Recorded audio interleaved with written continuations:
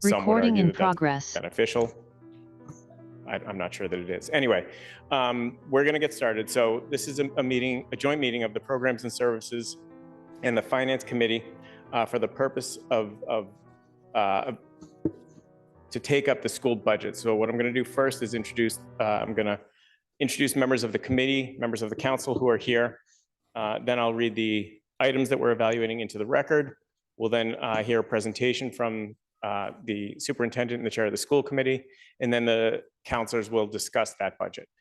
There is no public comment this evening. I think folks know that. If you were here to make public comment, I apologize, but we won't be taking public comment this evening. But again, that's the flow for the evening. So appreciate folks' indulgence with the delay. Very sorry about that, but we try to give folks access to the things that we do as we are able. So having said that, let me first introduce the members of the Programs and Services Committee who are here. My name is Josh Krinsman. I'm the chair of the committee, counselor at large from Ward 4. Vice chair of the committee, Counselor Bill Humphrey from Ward 5 is here. Counselor John Oliver, counselor at large from Ward 1. Online, I know Counselor Mickley from Ward 2 is here. Counselor Julia Maliki from Ward 3. Counselor Alan Lobovitz, I believe, is online from Ward 6. Counselor Lyle Baker is here from Ward 7. And Counselor Stephen Farrell from Ward 8. Let me turn it over to Lenny Gentile, the chair of the Finance Committee, to introduce his members. Thank you, Mr. Chairman. I see Counselor Greenberg from Ward 1. Counselor Mickley is also on Finance from Ward 2. Counselor Maliki from Ward 3. Counselor Gentile from Ward 4. Counselor Humphrey. Counselor Bixby from Ward 6. Is Counselor Grossman online? I am online. Okay, Counselor Grossman from Ward 7 and Counselor Lipoff from Ward 8. Thank you, Counselor Gentile. I know also in the chamber we have Counselor Greenberg, Counselor Susan Albright, President of the City Council Mark Laredo, Counselor Allison Leary, Counselor Tariq Lucas, Counselor Rick Lipoff, and Counselor Raina Getz. Online, I know we have Counselor David Kalis, Counselor Andrea Kelly, and Counselor Pam Wright. Did I miss anyone? Okay, that's probably enough counselors. Let me turn it over to Chris Bresky, the chair of the school committee, to introduce the school committee members who are here, and then I'll introduce the presentation. Thank you, Counselor Krinsman. I'm Chris Bresky, the current chair of the school committee. I am the school committee member from Ward 2, and with me at the kids table this evening is our school committee member from Ward 7, newly elected, Alicia Petalou, and the vice chair of the school committee from Ward 5, sorry, Emily Prenner. And our Ward 4 member is online, Tamika Olszewski. Great, thank you very much. So the items, to read those into the record, item 351-24, this is submittal of the FY26 to FY30 capital improvement plan. Item 81-25, submittal of the FY26 municipal-school operating budget. And item 82-25, submittal of the FY26 to FY30 supplemental capital improvement. Again, the purpose of this evening is exclusively the school budget. So with that, the first thing we're going to do is hear a presentation from the school department. Representing the school department here, we have Superintendent Dr. Anna Nolan. Again, the chair of the school committee, Chris Bresky, and Liam Hurley, who is the assistant superintendent / CFO. Recording in progress. Great, glad everyone missed that part. Thank you. With all that said, Dr. Nolan, Chris, let me turn it over to you guys to present. Thank you. Even though I know there's no public speak, I think the public has spoken, and I am grateful, and I welcome all community members to the... Can anyone hear anything? I can't. I can't. No. Oh, okay, so maybe that microphone is not working. Dr. Nolan, try again. Testing, 1, 2. Yes. We can hear. Okay. Okay, folks can hear. This is like the smoothest meeting I've ever run, so this is fantastic. You're trying to throw me off. Welcome, everyone. Thank you, Chairman Krinsman and Chairman Gentile, for hosting us this evening. Liam Hurley, our CFO. I also want to introduce our business team, Alyssa Beringer and Owino Adehambo, who have been critical to the development of our budget this year. We titled our budget presentation today, "The Challenge to Thrive," because we have much spoken about our desire to enact a budget for the Newton Public Schools that allows our students to do that, to thrive. Last year's budget was intimately connected to our negotiations with our contracts, with our teachers union, and the issue of a long strike. And many of the community members, many of you in this room, asked me about what can we do to make sure that this never happens again. And I committed to a long year of listening and trying to understand the dynamics because I was so new. And what I learned was very much about trust and transparency. And I want you to understand that the presentation tonight and the actions of this budget season seek to address the needs of the trust and transparency information that I learned. What I learned was that many of the true costs of our budget are hidden. For instance, curriculum, general education support, teacher training, and mental health needs of our students. Parents are seeking outside alternatives, outside legal actions, outside services, outside of our school system to supplement what we do. Funding agreements are sometimes made and cannot be counted on, and instability creates worry with parents and staff and administrators. Complex post-COVID needs exist, and we need to address them. There's low confidence from some families in general education, which makes them seek special education services, which tend to be more costly. And of course, new expenses and legitimate surprises occur in any budget season. Nonetheless, after we had the summer, we sat together in the field house at South as a faculty and staff and talked about hope. We talked about what we want for our students, what we want for our community.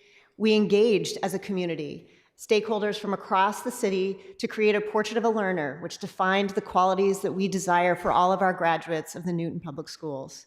So too, we dreamed of a budget that would allow every child to get what they need when they need it, and therein thrive.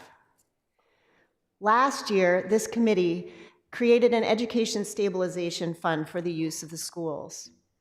The use of that $4.1 million in that fund was known to all, those who proposed it, those who affirmed it, those who funded it, and allowed us to take the first steps towards that Thrive vision. We hired staff with that intervention money because a true stabilization fund does just that. When you are in need of stability, it gives it to you. And we devoted our resources to children, to settling the contract and the expectation that social workers would be in all of our schools, that our preschool would be staffed with legally required classrooms and supports, that teachers at both high schools would be deployed to STEM classes to reduce the overwhelming amount of classes that were over 27 students to 32 students in lab environments. And we deployed 7 elementary teachers to our 5 neediest elementary schools, Cabot, Countryside, Lincoln Elliott, Horace Mann, and Underwood, to address the most severe reading and mathematics learning issues in the system. We also knew that out of that stabilization fund, at least $1 million a year would be needed to be used to support the settlement of the new contract that school committee and city both approved. I want you to know that the return on that investment was strong. Our teachers in the 5 schools that received the additional support, 71% of the students receiving these supports in classes grew in only 3 months' time 1 grade level or more in mathematics and English language arts this year. In our high schools at Newton North, we were able to reduce those extremely large STEM class sizes by 15%, and at South, we were able to do so by 6%. But certainly, the challenges still remain. I also want to say that through the leadership of Principal Orla Higgins at Ainger School, she is an expert in our tiered system of support proof of concept. Tiered systems of support are students getting what they need when they need it, pushed into general education classes. We have shown that that is effective in our 5 schools, but Ainger has showed us what our future will be. The Ainger School, deploying similar resources under Principal Higgins' leadership over 10 years, has shown that with the increase in student achievement, with students with disabilities numbers staying constant, a significant reduction in special ed costs has been yielded. And this graph shows that trajectory, and we commend all of our schools for the immense progress that they are making. And we desire that type of investment in all of our schools. So the school committee challenged me to design a budgeting process that would unearth all of the needs of the school system and put them forward.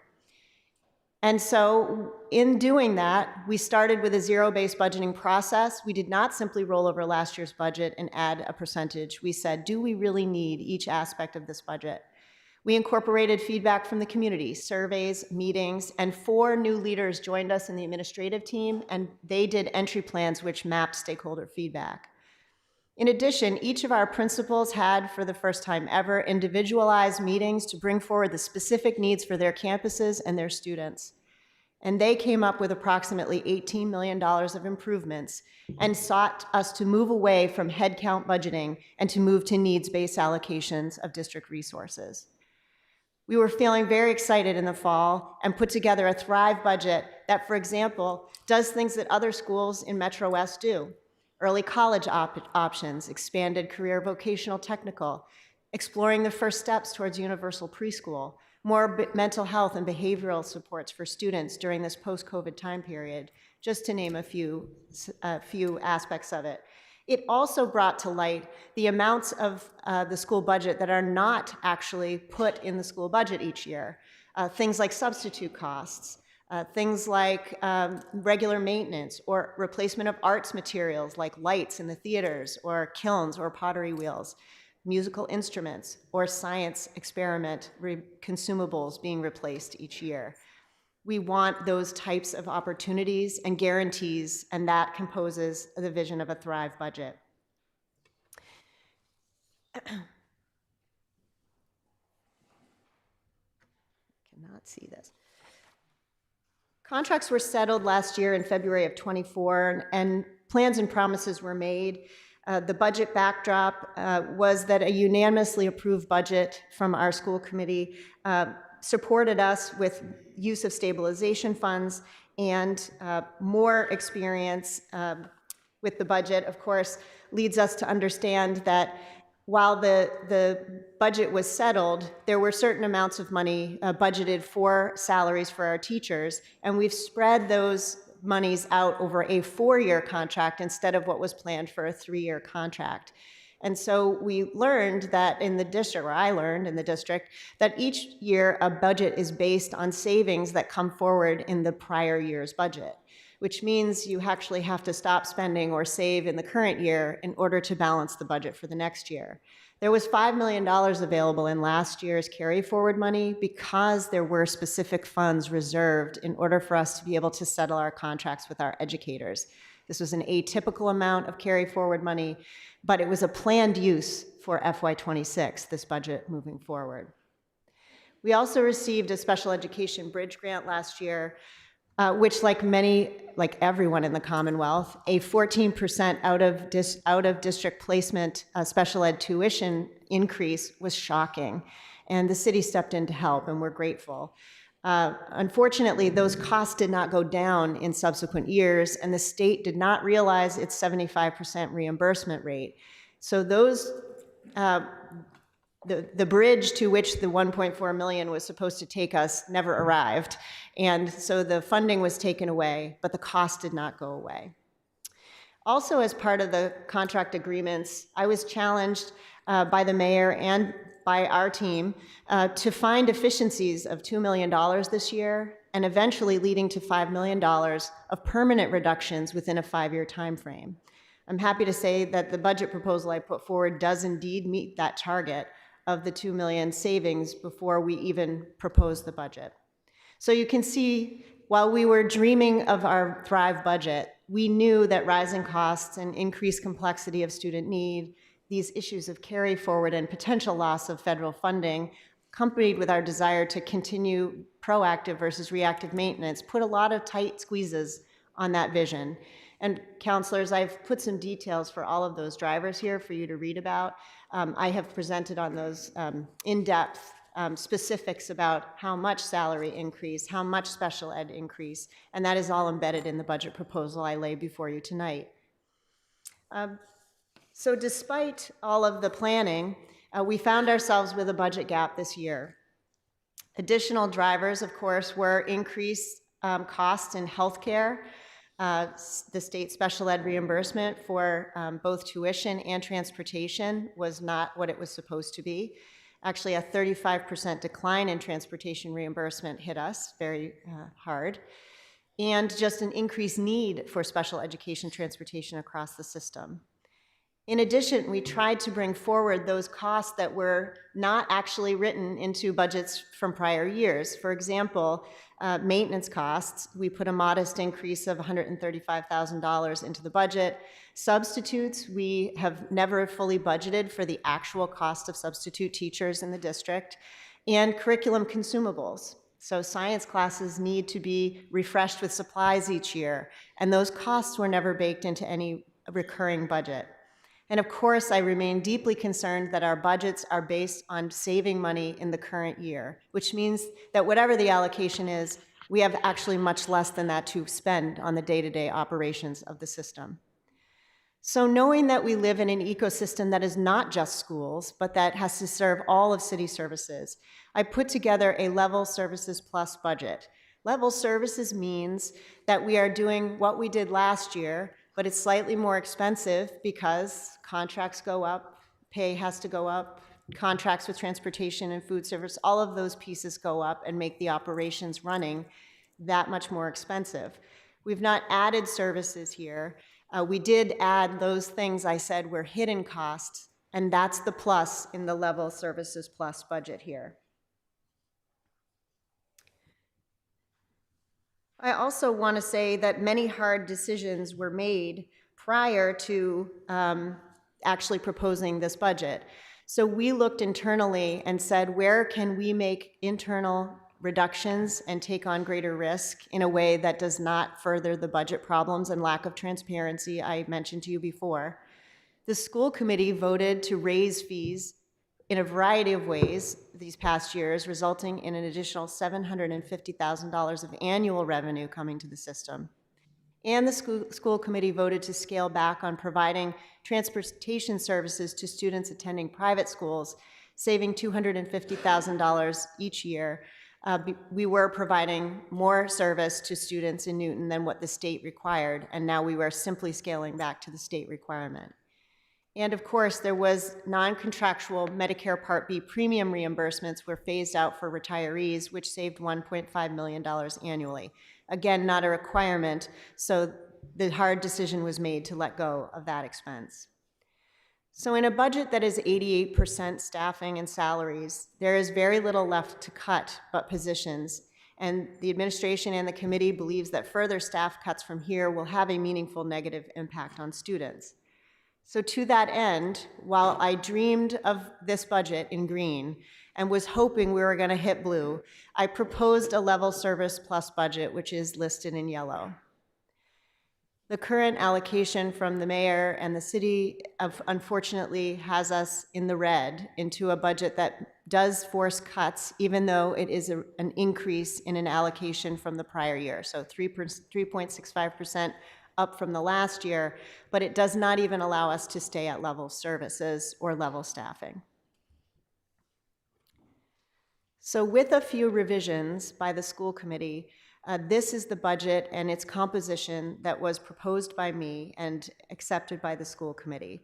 The current allocation from the city means that in total, there's a shortfall of $3.7 million. I do want to explain that this budget is a combination of the use of operating funds plus ed stabilization funds, and also has a contingency here for full-day kindergarten aides, which there's been an amendment from the school committee to remove that until a time such that is certain what the status of these individuals in our budget will be. I share this almost identical slide with you because it also takes into account some of the items I just told you in a prior slide. For example, we've raised our own ability to bring in more revenue, There has been an acceptance of a certain amount of carry forward risk for us, even though this is not a practice that I recommend as an administrator. And I want everyone to understand that with a carry forward practice in this budget, it essentially means that our budget has 2.8% increase to run the school system from last year. And so it is this budget that the school committee presented and voted. The final amount voted by the school committee was $296,352,258, which means it is the level service plus budget that I put forward minus a contingency for kindergarten aides for $836,000 and minus a contingency for potential loss of grant funding at $320,000. Both of these items are uncertain legally, and so there was a decision made to assume the risk and level fund them as well. So with that decision by the school committee's budget is not exactly level services plus that I had put forward because it removes those two items. It toggles ever so slightly to the orange, which is closer to level service. Again, I just want to bring up the issue of trust and transparency. When I was charged with the green budget, I was dreaming of a more financially flush time. And I just want to focus on the red area right here for a second, which says low confidence from families in general education, which makes them seek special education services more often. This area is a huge impact to our budget. And it's also a huge area of pride. Our special ed programs in the city are the best I have ever seen, and they help students stay in their neighborhood schools, and they help those students thrive every single day. But what that means in reality related to our budget is I get a lot of questions that go something like this. You've lost 1,000 students in the last 5 years in the city. How come there's more teachers and more staff on the books than ever before? And I have to say that the COVID crisis is the largest crisis that has ever hit education in the history of the world of public education. And I am very concerned that we have not made the investment to catch our students up in a way that is manageable and doable by our staff. What has happened is in our city, the one thing parents know is that special education is mandated and legally required once it is obtained. Newton parents are intelligent, they are all about advocacy, and they will get an attorney if they need to get services for their children. And if special ed is the guarantee, they want the guarantee. But I'm here to tell you that there's a whole continuum of general education ways to serve students well, and we want that for our students, and that is why we propose to expand our tiered systems of support for our families. If you look at this chart, our elementary, middle, and high school teachers have taken serious cuts. 12% of elementary classrooms have been cut. 5.8% of middle school. One teacher for every 30 students who has left the Newton Public Schools in the last 5 years on the general education side.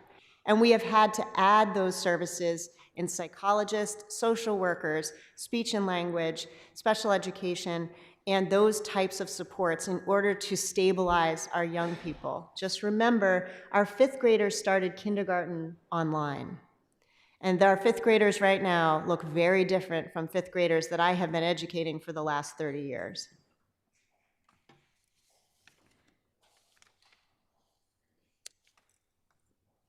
I share this analysis because over those 5 years, there's only been 1.6 FTEs added to general education in our city for our students in general education. And yet, the mandates from the state go up and up every year.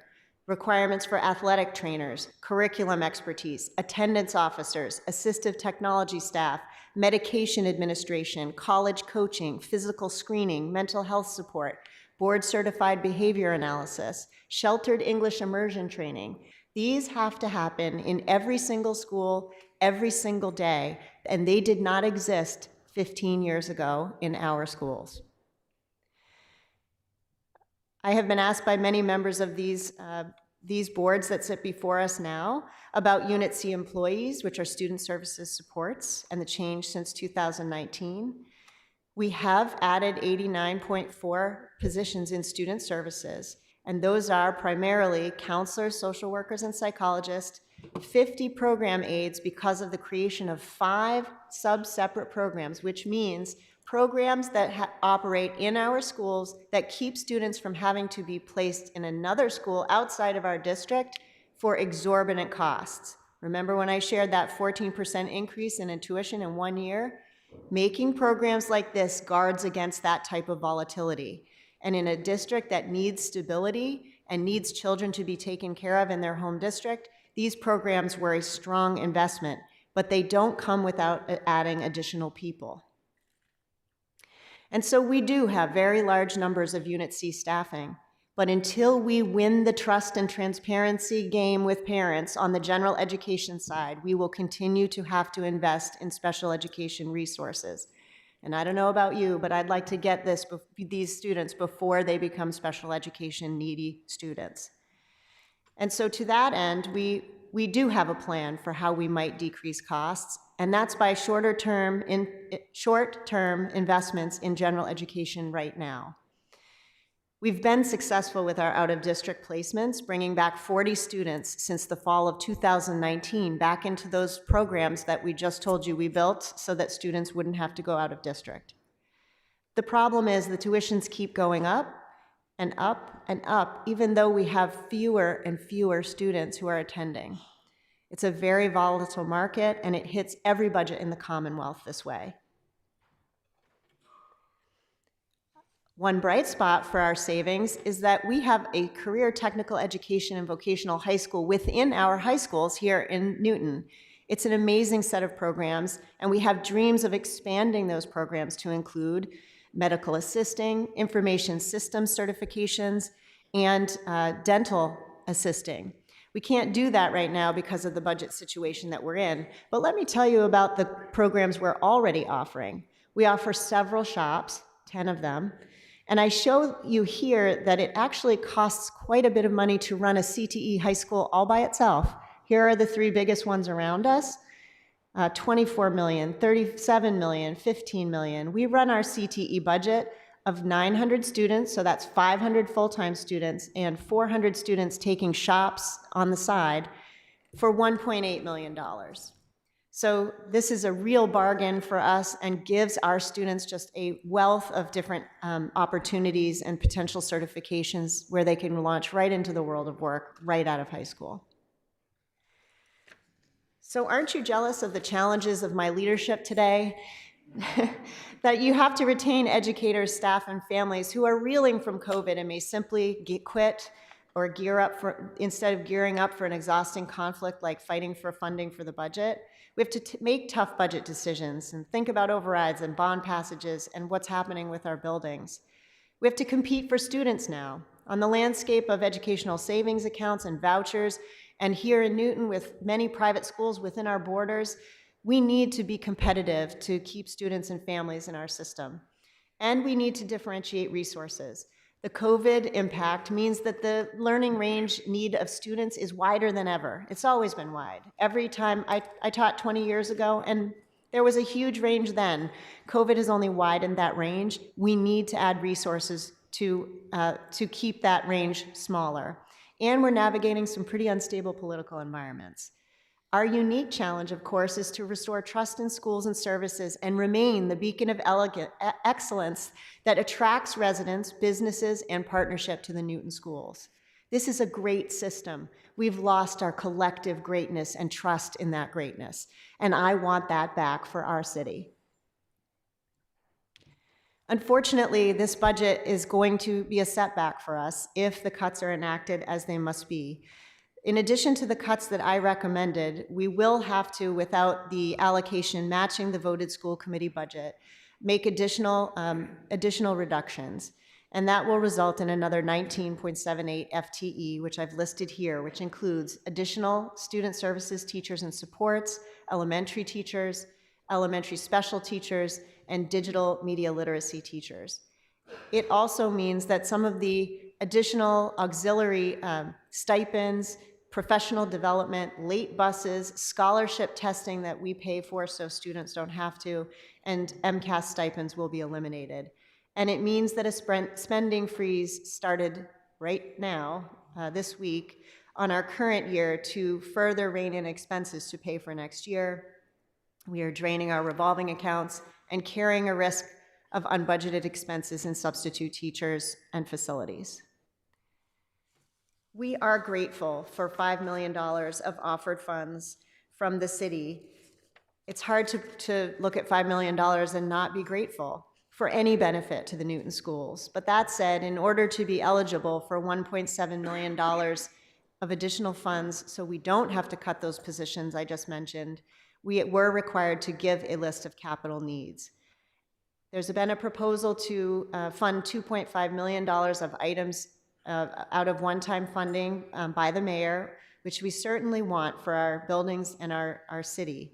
But we prefer that the same amount of monies be authorized to the operating budget, and this should occur or could occur from ed stabilization without impact to any other city department. Our energies then could turn to collaborative budgeting for the longer term with all city departments. I've been asked a lot this week, what do other towns do? I happen to serve as the Tri-County Superintendent President, so I get a lot of talk about what's happening in other schools. How do they operate? Now, not every school system and district and municipality has different nuances, so I want to say that no one is quite like Newton, and no one is quite like Medfield or Natick or Millis. But questions were asked, particularly by city councilors, so I did get on the listserv this week and asked the question, what % of the overall municipal budget are you within your system as a school district? And what is your % increase this year that has been granted by your municipality? Millis would like you to know that there were free cash infusions last year in their budget that had to be made up in the allocation this year, thus the 6.27% increase.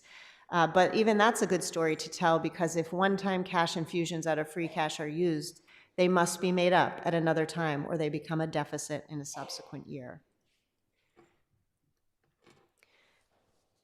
So I want to be clear that a thriving budget does not mean the school system gets everything they want when they want it. But what it means is a heavier investment in the next few years addresses a longstanding neglect of curriculum, facilities, teaching tools, professional development, and helps those students close that COVID gap. Student support and advanced learner needs need to be layered into a reliable curriculum review cycle. Newton leads the way. We don't spend time catching up. We have options and programs and opportunities for Newton students that have been added slowly over time in Metro West and other communities in Massachusetts, and we accelerate the acquisition of those programs for our young people. And finally, and most importantly, that reliable, stable funding is available for both program improvements and monies to settle our next contract negotiations so that we do not pit having things for our children against compensating our educators well. We have a plan. We just finished our 5-year strategic plan with a stakeholder group that included many of the folks sitting in this room, and I really appreciate the time and attention those community members gave to us. These will be the areas of focus. We have also sat down and created 5 different iterations of long-range financial planning to go with these plans. We are ready to thrive as a part of the Newton that thrives, to understand that a thriving city of Newton is built on trust, collaboration, opportunity and investment, and confidence in what we do. And that if we are being transparent and building trust and collaborating so that every city department receives the services that they need when they need it, that we will be seen as an exemplar city and district, and we will be the place that everyone wants to invest in and will see us as an opportunity. And we want that reliability and stability for our city.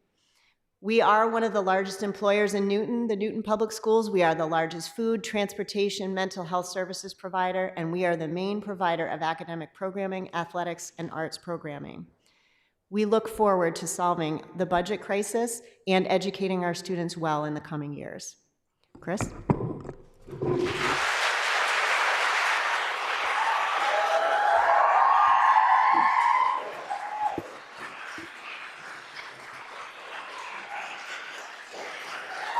Thank you, folks. we got to try and get through this. Please, please, ladies and gentlemen. Thank you. Thank you. Appreciate it, ladies and gentlemen. Thank you. Thank you. Appreciate it. We got to try and get through the meeting. So I know Thank you you, wanted Dr. to do that Nolan. when I concluded my opening remarks as well, and I appreciate you holding on that one. But if you could hold on them, that would be great. Sorry, Chair Bresky. Thank you, Councilor Krinsman. I'm going to discuss a little bit our options, the city's options, as we try to tackle this problem. As Dr. Nolan mentioned, we have an education stabilization fund with a current balance of $21 million. Now that is expected to last us several years and be that stabilization she referred to.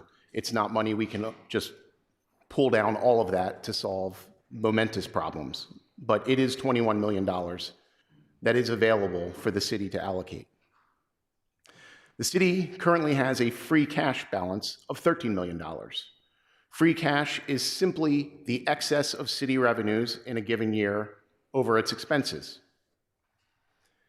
It's expected that for the year ended June 30th, 2025, in a couple months, there will be an incremental $7 to $8 million of excess free cash. And so the money is there to solve this problem. There's no dispute that the money isn't there. And it's incredulous to me, in a sense, that we're having this and that all you have to show up here tonight to have this discussion, because the mayor has said she wants to allocate more than our deficit to NPS. The problem is she wants to allocate it in a way that suits her priorities and not the school committees. And so when we look at these numbers, just so we're all on the same page, the unfunded amount of the budget the school committee passed was $3.4 million. At our April 2nd meeting, there was a very sudden and unexpected increase in our healthcare premiums of $1.3 million, expanding that deficit to $4.7 million.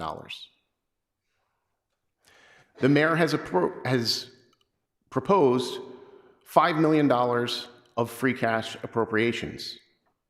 $1.2 million, which are funding what I'll call recurring one-time items that are in our budget, thereby reducing the deficit, and $1.3 million to offset that very sudden and unexpected increase in healthcare, leaving us with a $2.2 million unfunded amount. The last $2.5 million that she wants to appropriate from free cash is for facilities projects, as Dr. Nolan mentioned. So I have a child at Day Middle School, and I've seen the cafeteria floor. It could use redoing. I'm not going to dispute that. However, if the school committee felt that replacing the Day Middle School cafeteria floor was the highest and best use of the next dollars of our budget, Dr. Nolan would have put it in that budget and the school committee would have approved it. But that's not what happened.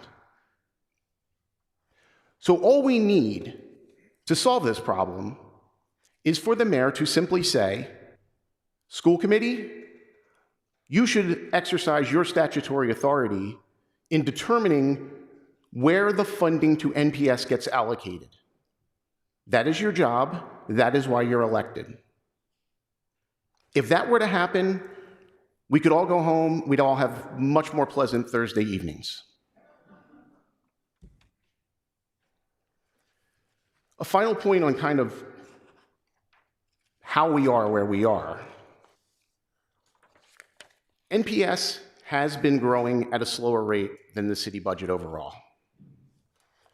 There are 8 departments that make up 95% of the Newton City budget. Of those 8 departments, Newton Public Schools ranks 5th in growth, looking over a 10-year period or just looking over the post-COVID period. And in each of those time periods has a slower rate of growth than the City of Newton budget overall.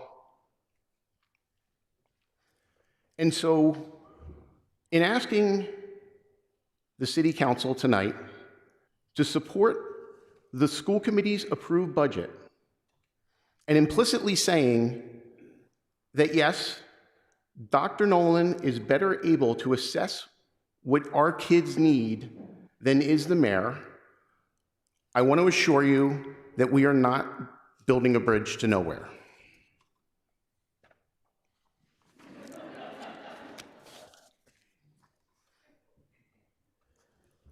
And so there are several levers available.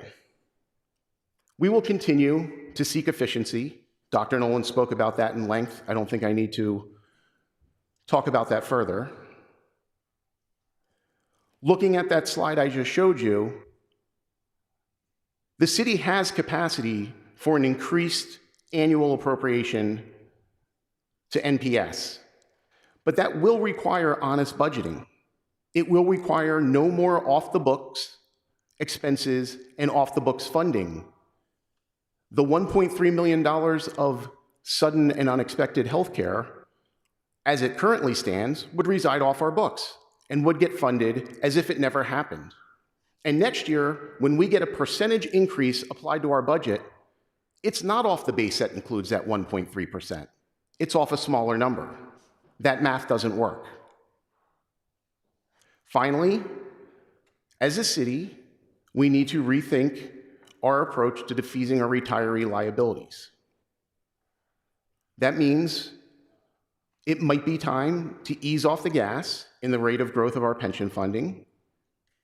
It means we might have to ask whether a trust for retiree medical needs to be 100% funded, and if so, when.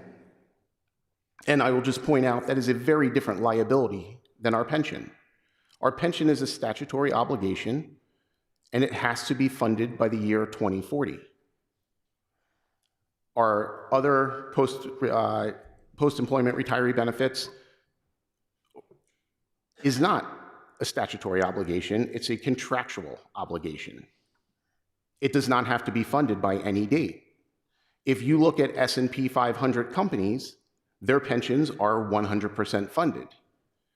Their OPEB trusts are about 30% funded. Finally, there's other solutions available, like pension obligation bonds and other unique ways of approaching this problem that would allow the city to stop being choked by the ever-increasing funding to this liability. So first, let's talk about the city appropriation. There is a continuous pattern of under-budgeting revenue in the city. If we look at the last 10 years, city revenues, actual revenues, have averaged 3.3% over their budget amounts every single year. In talking to the city comptroller, he expects for the current year ended in June, revenues will exceed budgeted amounts by 3.5%, right on cue. If we look at actual growth over the last 10 years, city revenue has grown on average 4.7%. We are constantly told to live within a world of 3.5% growth, but that is simply not the case. These are numbers taken straight from the city budgets. So solving that problem alone,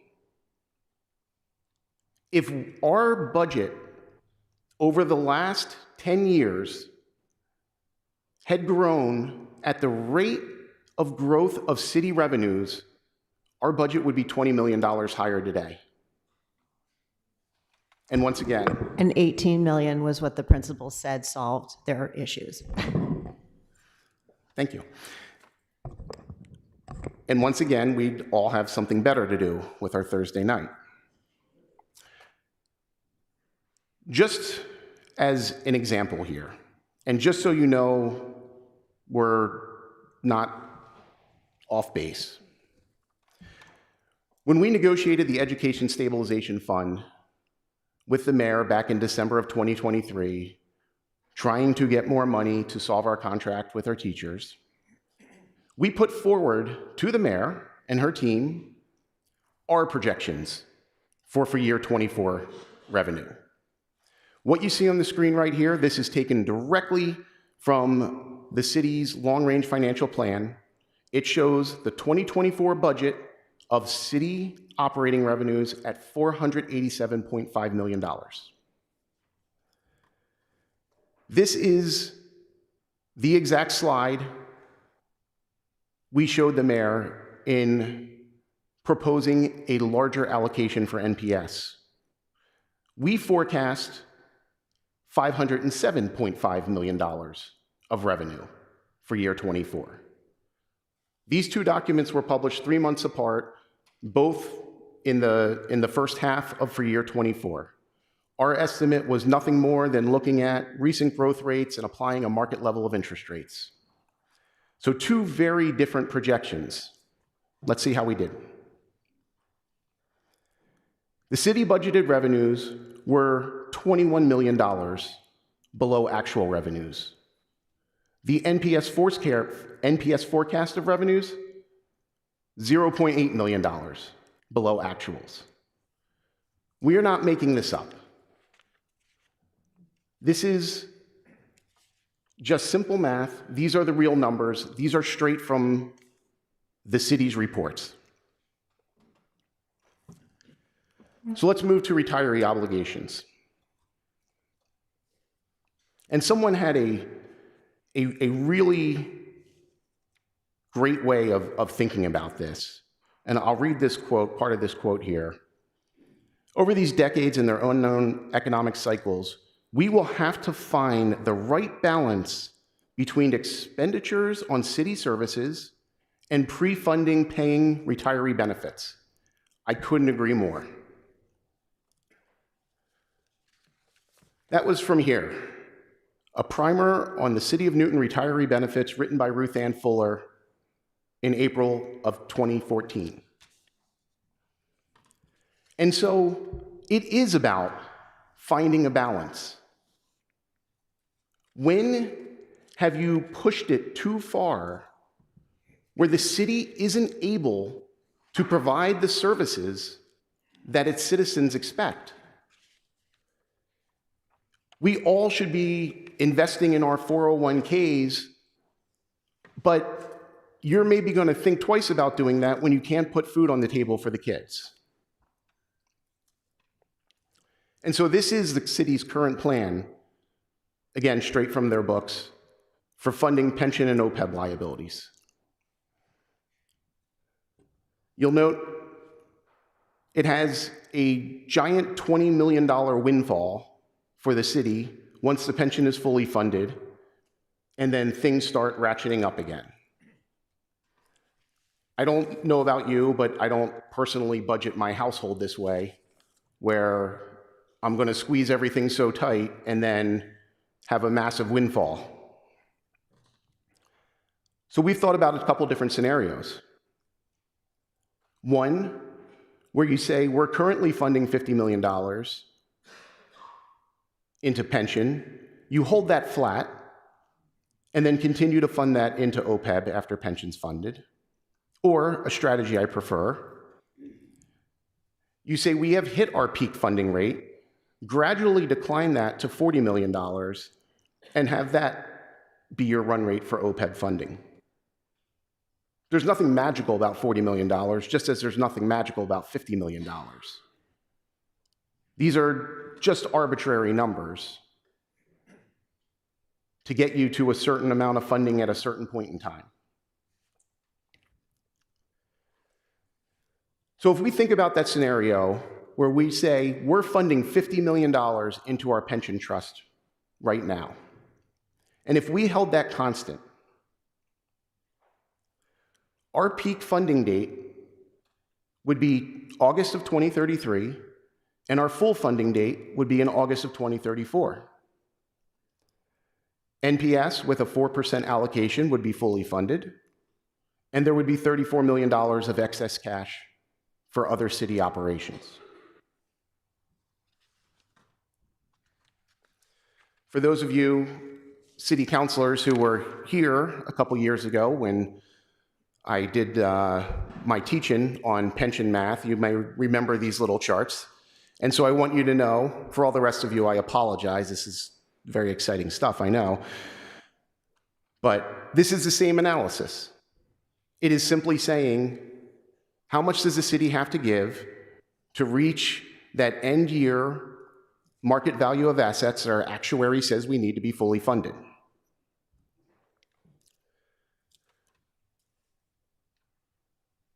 When we put the pieces together here, and we look at the funds we believe are required for level services, easing into a 4% long-term growth rate for NPS,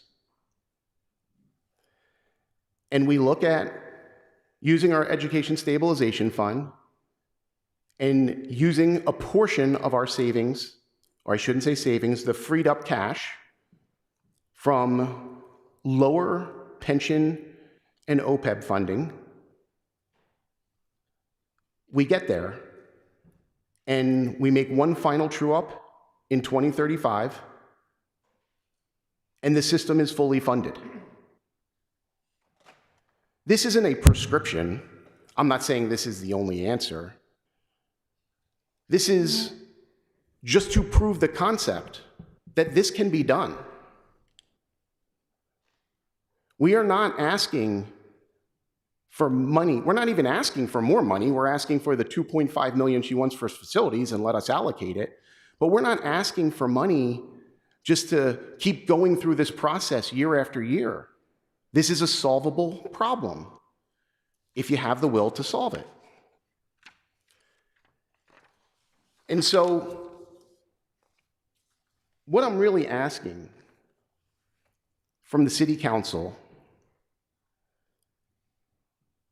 who I understand it's a difficult situation. The mayor has tremendous authority over the city's finances.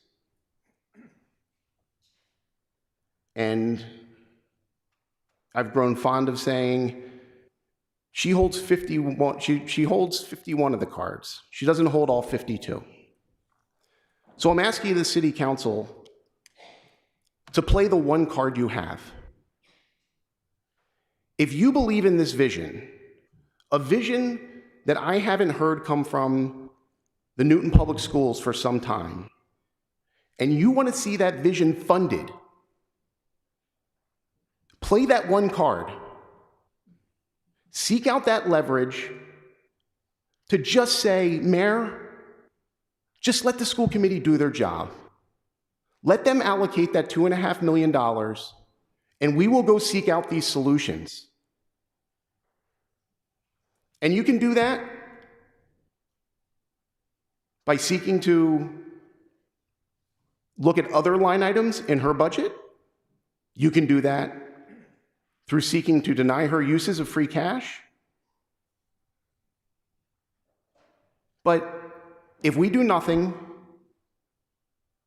then we will be right back in this cycle for years to come. Thank you, Councilor Krinsman.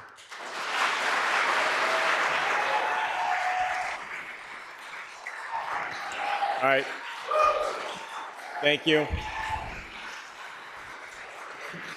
Thank you, folks, please. Folks, we still have to run the meeting. Thank you. I know. Thank you. I appreciate it.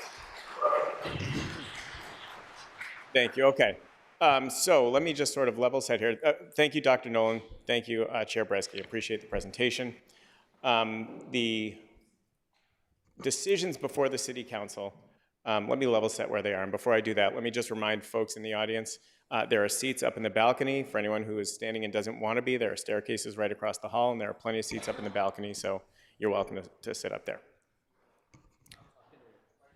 There are seats up in the balcony for anyone who would prefer to be sitting down. There are staircases right across the hall, and there are seats up in the balcony. To sort of level set where we are and what's going on, and the roles that everyone plays in this process. What we've heard tonight is a presentation from the superintendent and the City Council about how they would like to spend money that is allocated to them. What we normally receive is an allocation recommendation from the mayor. That dollar amount that the mayor intends to allocate to the schools is the number, literally that one number, is what the city council has to act on. The city council has authority to lower that number, to reject that number, or to approve that number. The city council does not have the authority to increase that number. What we've heard is a excellent presentation and a description of how the school department would like to spend the allocation that is given to them. Normally, the school committee and the school department's presentation matches a number that we expect to receive from the mayor. In this instance, we haven't yet received the number from the mayor. We expect to receive that on Tuesday. We're not 100% certain what that number will be, but indications from conversations that many of us have had and from what we heard in the presentation are that the mayor's allocation looks like it will be $2.2 million lower than the budget that has been approved by the school committee, and that they have, again, so eloquently described how they would spend it. Are folks with me so far? Folks understand that? I think it's a very educated audience. I think folks know that, making sure city councilors, okay. Please don't boo the school committee. They're doing their best. Thank you. I know it was for me. I know it was for me. I'm just kidding. I believe Jonathan Yo, the Chief Operating Officer for the city, is here. Maureen Lemieux, the Chief Financial Officer, is here for the city as well. They can answer questions. I believe they're here willing to answer questions. So at this point, I'm going to turn it over to Chair Gentile, see if he has any comments, and then I'll begin calling on councilors who have questions, again, for any of the parties that I've just described. Chair Gentile? Thank you, Councilor Krinsman. I'll be brief. I just want to give people a path forward as far as where we hope to go from here. Councilor Krinsman and I feel very strongly that there be enough time for all councilors to ask any and all questions that they have, and for the school department and the school committee time to respond. There may be a need to ask for information that will be forthcoming at a later point. But to the end of having enough time to get through everybody's questions, we have asked everybody to hold on to the date of May the 8th so that we don't stay here tonight all night, and that we can take the item back up on May the 8th. So please keep that date in mind. We do have that set aside, and the school department has been made aware of that. The other thing I want to make sure that people know up front, as Chair Krinsman mentioned, we have yet to receive the mayor's budget. We don't vote on the school committee's budget.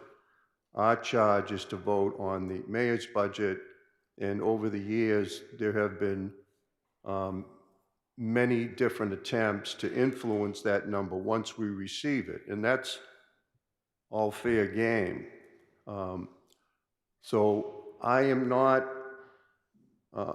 asking that. I have not heard from anybody that they have any intentions of offering resolutions, but resolutions are not in order this evening because of the simple fact that we haven't even seen the mayor's budget. So I hope that you will honor that request, and once we receive the mayor's budget, finance can meet as many times as the committee wants to discuss the school department's budget, and any and all resolutions will be in order right up until the last night that we vote on the budget.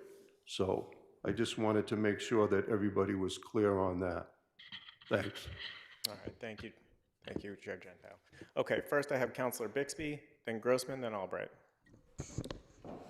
Thank you, Chair, and thank you to the Chair of the School Committee and Superintendent Nolan for presenting us with all this information tonight. I wanted to start out, because this has been a difficult time for me when we've had this differential between the mayor's planned allocation and the school committee's approved budget in front of us, and I wanted to speak to my colleagues tonight because we've been constrained up till this point on what we can say to each other due to open meeting law. And I'll say, like so many of the parents in the room, I'm living this every day, and it is challenging every morning to wake up to see what the schools need and what they are doing for our kids and what they can be doing for our kids, and knowing that there is this amount of money that we can try and find to get us there. So I wanted to start off by saying to my colleagues today, I personally feel like we have to figure out how to get NPS the budget that the school committee approved this year. Again, we appreciate it. Ladies and gentlemen, please. I appreciate that, and I do want to keep the meeting moving. So I think that we as the city of Newton should use the funds that we have available to us at this point in time to rebuild out of COVID, to give our new superintendent time to make and implement plans, and to restore faith in and excitement about our school system. It's not clear to me still why we can't do this. Is this a financial mechanism question? If so, we have the Education Stabilization Fund. If it's a concern about how much NPS is spending, cuts have been made. They have been made for a while. It's not clear to me where there's just excess funds or excess spending that can be cut. Is it concern about the future? If so, we have many options available to us, although I will say we have to commit to having those hard conversations about what to do next. But what we need right now is for the superintendent and the school committee to decide what is needed most for this year. I'm focusing on this year because, as we were just presented, there are things we can do in the future, and we have funds at this moment. I'll just take a second, too, to say how incredible it was for us to hear from students across Newton during this time. We had students present in front of the school committee. We had petitions started by students.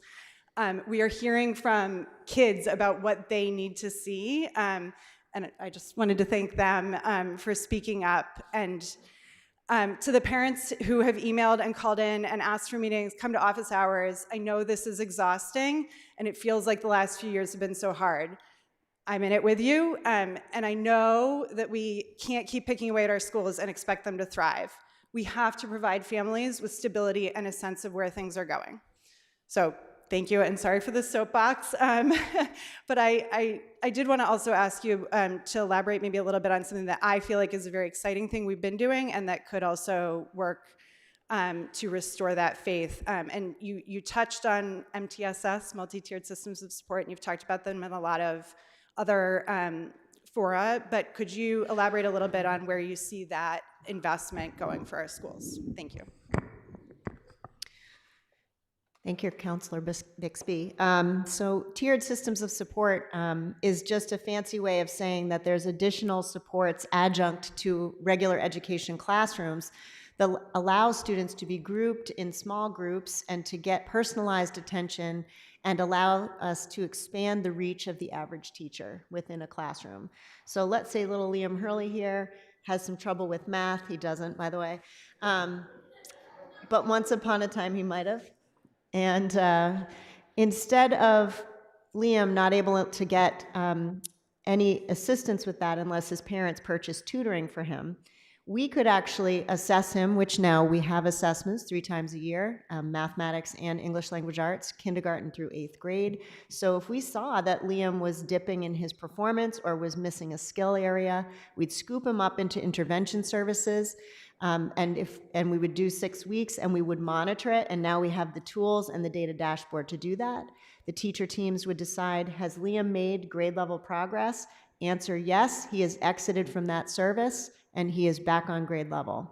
If the answer is no, we go to a second, more aggressive intervention model, which may mean another adjunct staff assists or more doses of intervention happen. But it's within the school day, it is not on the backs of parents, and at the further expense of parents, it is within the school day. And research shows that generally within 2 cycles of 6 weeks intervention, students generally remediate out of skill-based gaps. That doesn't cure all disabilities, I want to just say that. But sometimes general education problems left unserviced for a long period of time become special education problems later, and they are more expensive and difficult to remediate. So tiered systems of support is what students need when they need it, quickly, deployable, agile, and adjunct to the general education classroom. You all set? Okay. Counselor Grossman. Thank you, Mr. Chair. Can you hear me? Yep. Okay. First of all, I apologize to everyone in the room that I am not in the room. I had an unavoidable, long-standing conflict for tonight, and I'm really disappointed that I'm not there. But I wanted to make it 110% clear that I'm fully in support of Superintendent Nolan's budget. And in fact, I wish we were looking at the Thrive budget and not simply the numbers that she put for us tonight. Like Councillor Bixby, I am living this situation in MTSS.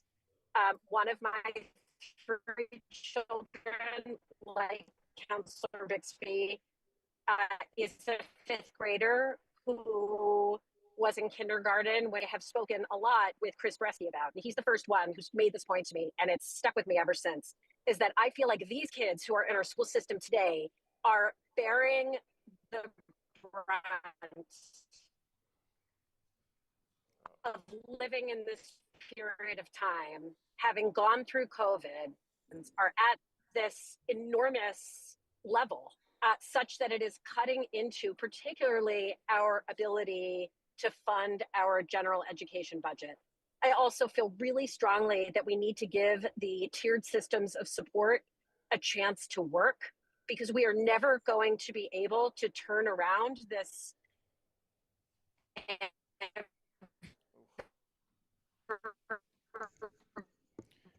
Counselor Grossman, you're going in and out. I don't know if you can hear me.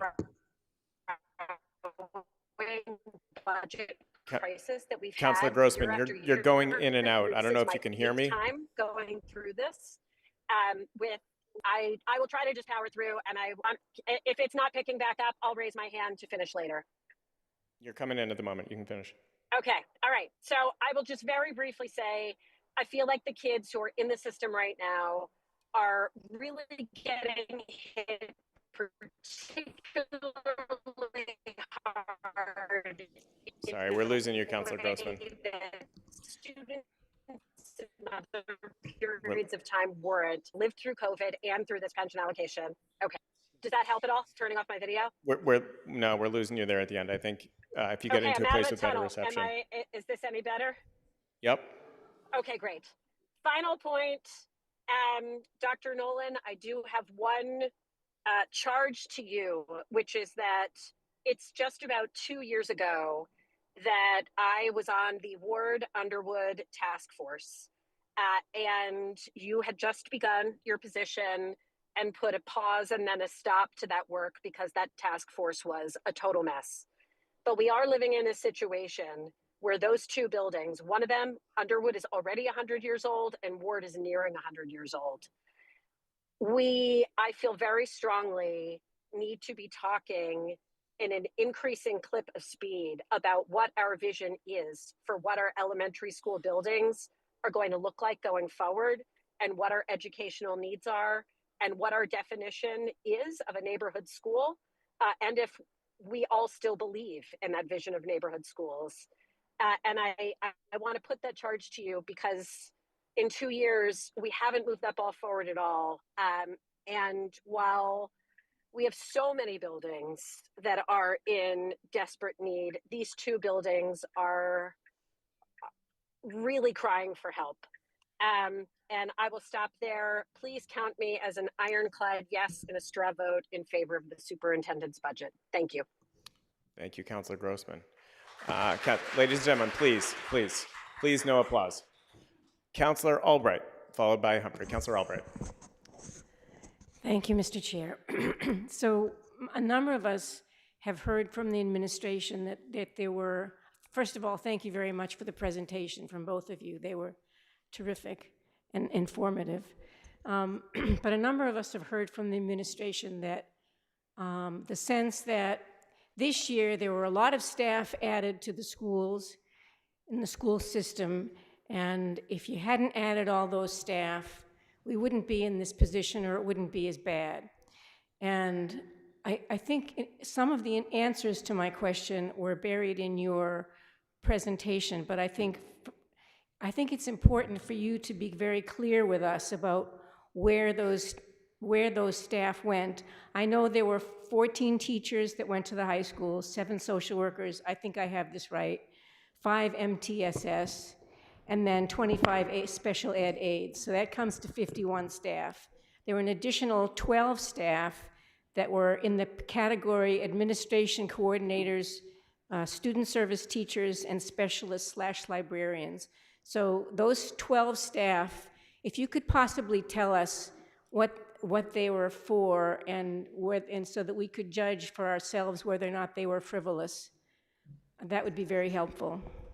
And Dr. Nolan, if you want to share a slide while you're talking, please go ahead. I can. Sort of a couple slides, but I will. I said one. I don't listen. Just kidding, I'm just kidding. So mostly correct. So out of the stabilization fund, Ms. Albright, 7 elementary intervention support staff, 14.2 teachers at the high school, 3.7 preschool teachers. So we are required by state law to create integrated preschool classes to serve students with special needs aging into the age 3.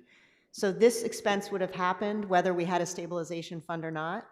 So take it from the stabilization, take it from operating, legally required disabled 3-year-olds.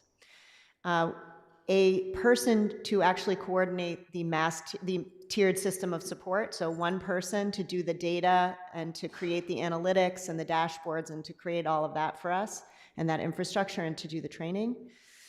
The social workers, 6.7 social workers, so that's a huge chunk of the specialist area that you noted, was part of our contract negotiations and settlement with the NTA.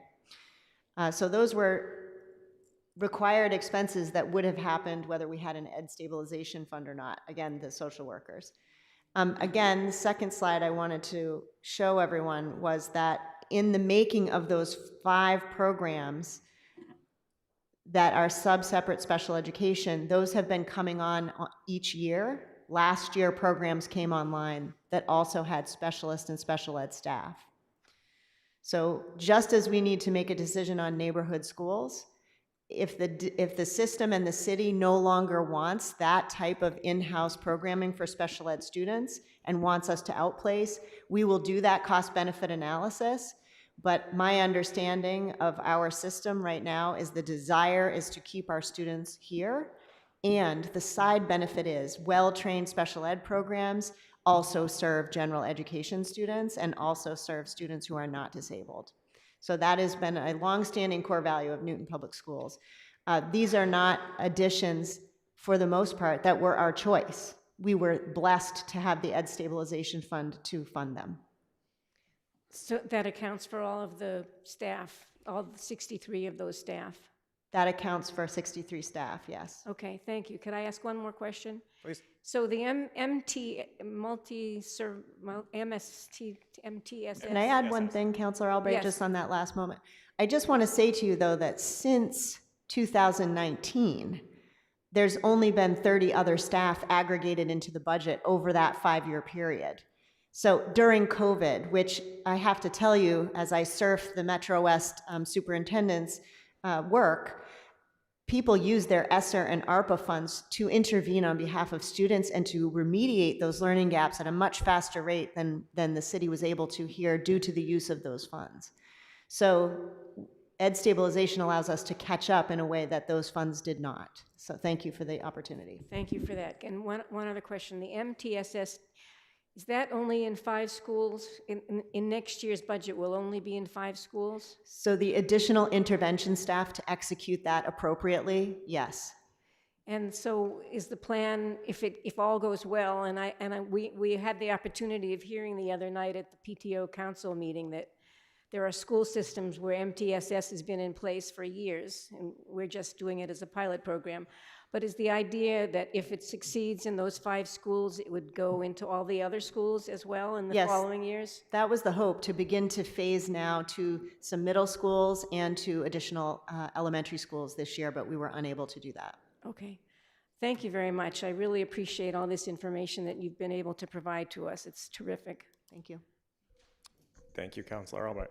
I think folks know, but MTSS, if I'm not mistaken, Dr. Nolan, stands for Multi-Tiered Support Services.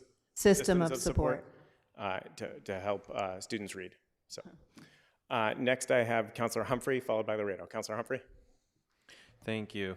I wanted to drill down a little bit further on some of what we've just been talking about and the MTSS and so forth that was in the presentation. So building on something that Councilor Grossman had said, you know, a few years ago, I guess it was 3 calendar years ago, we were in this similar situation. The council was unhappy with the allocation that had been offered to the school committee and, you know, ended up voting the entire budget down, although it took effect automatically anyway. One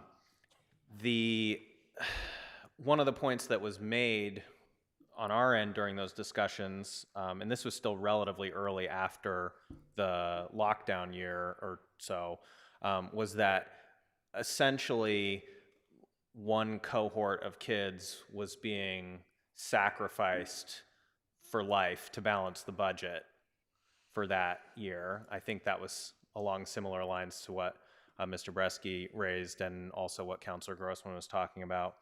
And I think many of us argued at the time, although it didn't go anywhere, that surging some funding, which I think is what you've just talked about from peer districts, could have helped get on top of some of those emerging crises, some of which actually predated the pandemic, but you know, things around literacy, math intervention, social, emotional, behavioral, all kinds of different things, and that not dealing with these problems is much more expensive in the long run for a range of reasons you've outlined.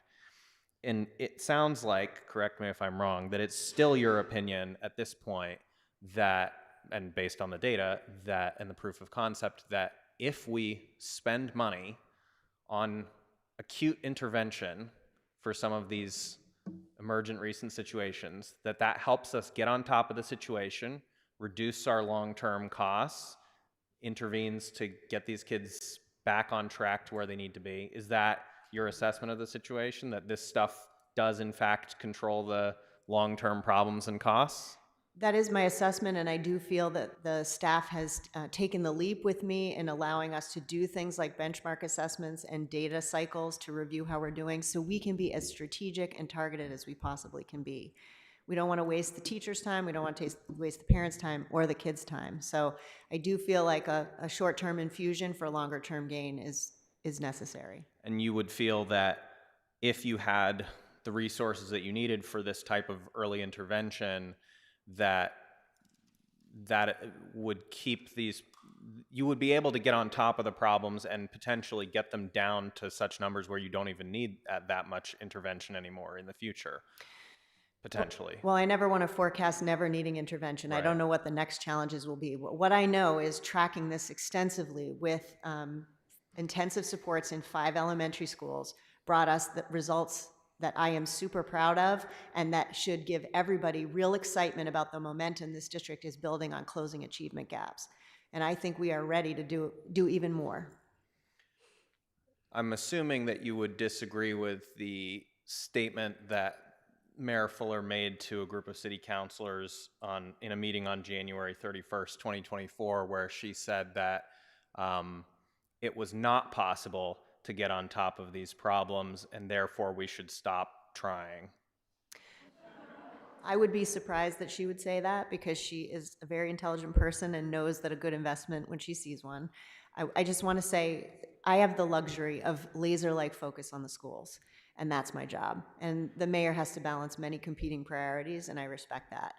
That said, it's my job to say that the investment needs to be here, because I think schools, as I said to you, are the engine of the community. And so I want that engine running well. All right, thank you. All right, thank you, Councilor Humphrey. President Laredo. Thank you, Mr. Chair. I want to start off by really thanking the superintendent for doing exactly what she's supposed to be doing. I have tremendous confidence in her. I have tremendous confidence in her vision.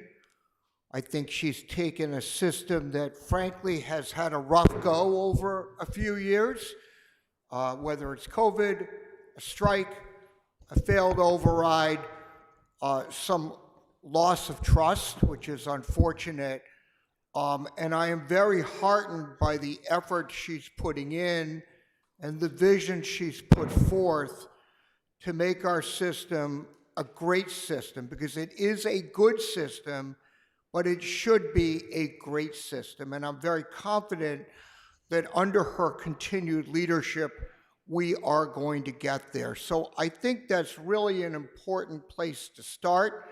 I'm particularly pleased, Superintendent Nolan, that you have the candor and independence to tell us not just what would be level, but what would be there in really an ideal world. We may not be able to deliver an ideal world, but I always think it's important to strive as far as we can for that. So I want to just be crystal clear. I'm completely supportive of your efforts. I'm completely supportive of what you're doing. I think your vision is the right vision, both for the short term and the long-term health of the system. And I'll add one other thing that's very important to me. The numbers matter, and I'm going to talk about those in a moment. But the confidence that you have helped rebuild in our public schools is enormously important. And unless we have that confidence level together as a city, our schools suffer, because we need not just the school families, many of them are here tonight, but we need all our residents to understand the importance of our public education system. So with that preface, I do want to remind my colleagues of what our role is and what our limitations are under our city charter, because after all, we operate in a rule of law. That's how we function.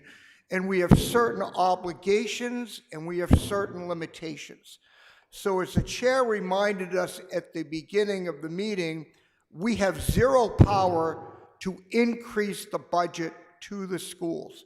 We can't do that under our charter.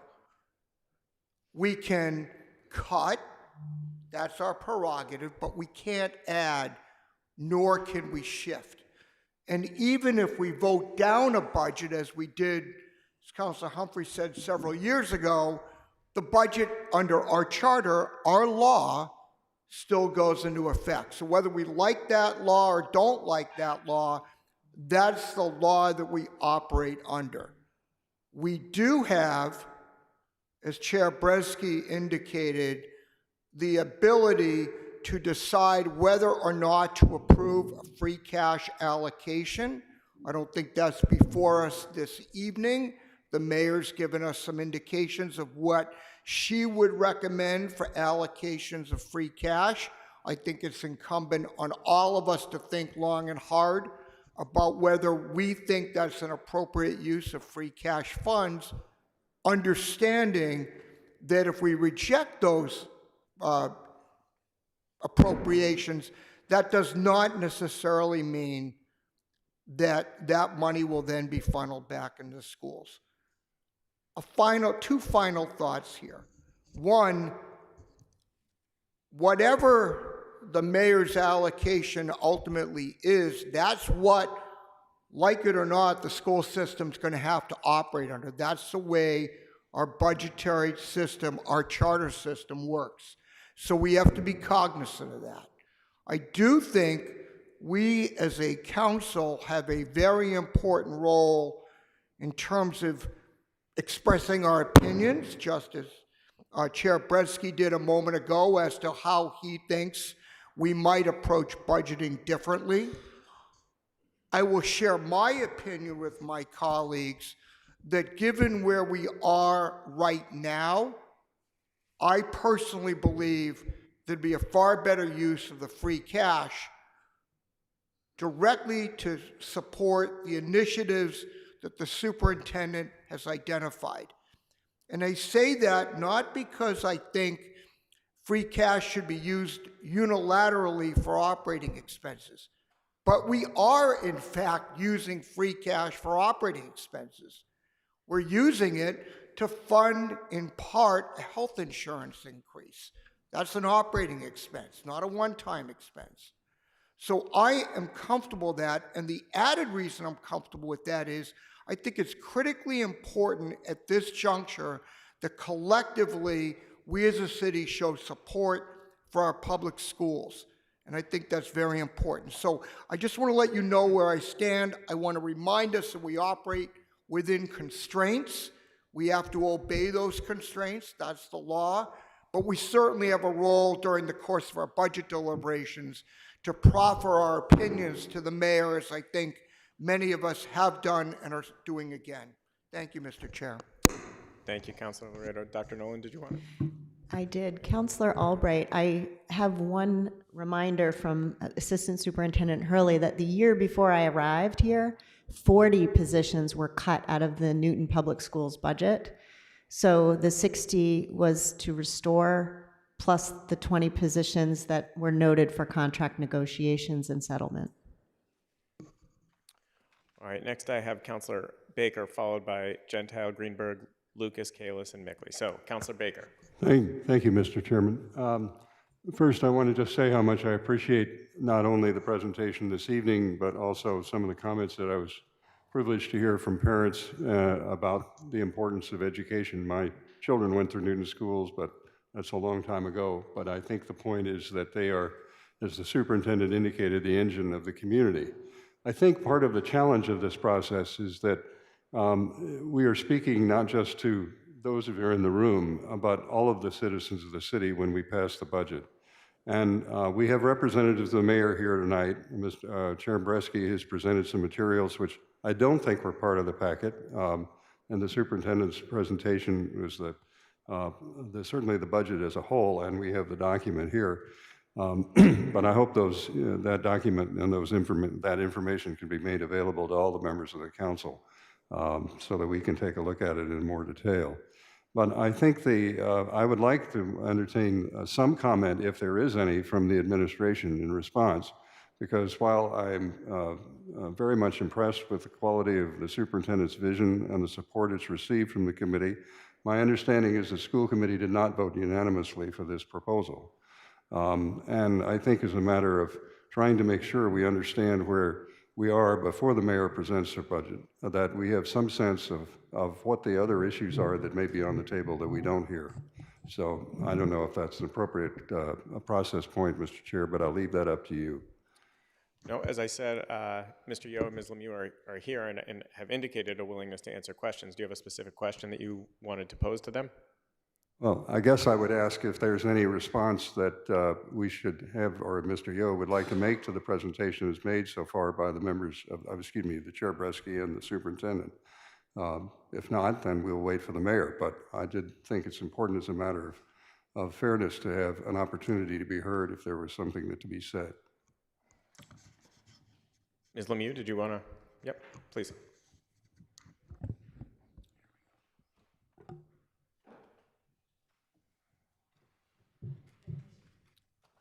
Thank you, Mr. Chairman. The only comment that I will make is that on Tuesday evening, the mayor will be presenting her budget.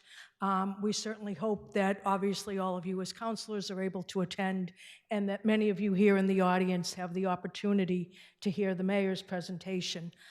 We will be making it a bit more detailed this year. We will even have some charts that we will put up that we typically do not do in a typical budget presentation, but please tune in or stay tuned. Tuesday night, we will be making the mayor's presentation. Thank you, and I personally will not be physically here, but I'll try and listen in. Thanks.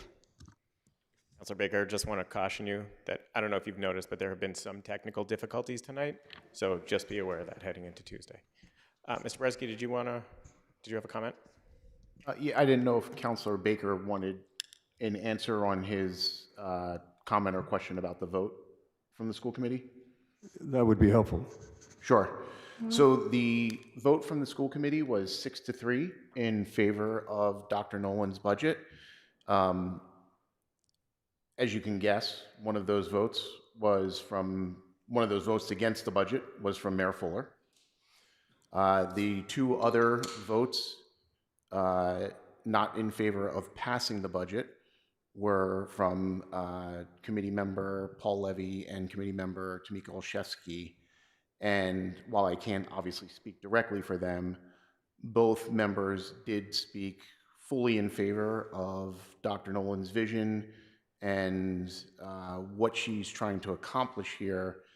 I think I can best paraphrase it by saying they felt this was a bit of a futile effort in trying to furthering the funding for NPS, and that the mayor's budget would be what would move forward, and why fight it?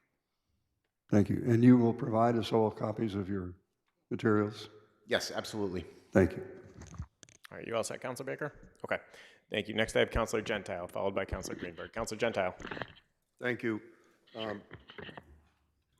Just two questions for right now. One of the slides, and I think it was the slide that tried to give us an idea of what cuts you would make in order to close the $2.2 million deficit.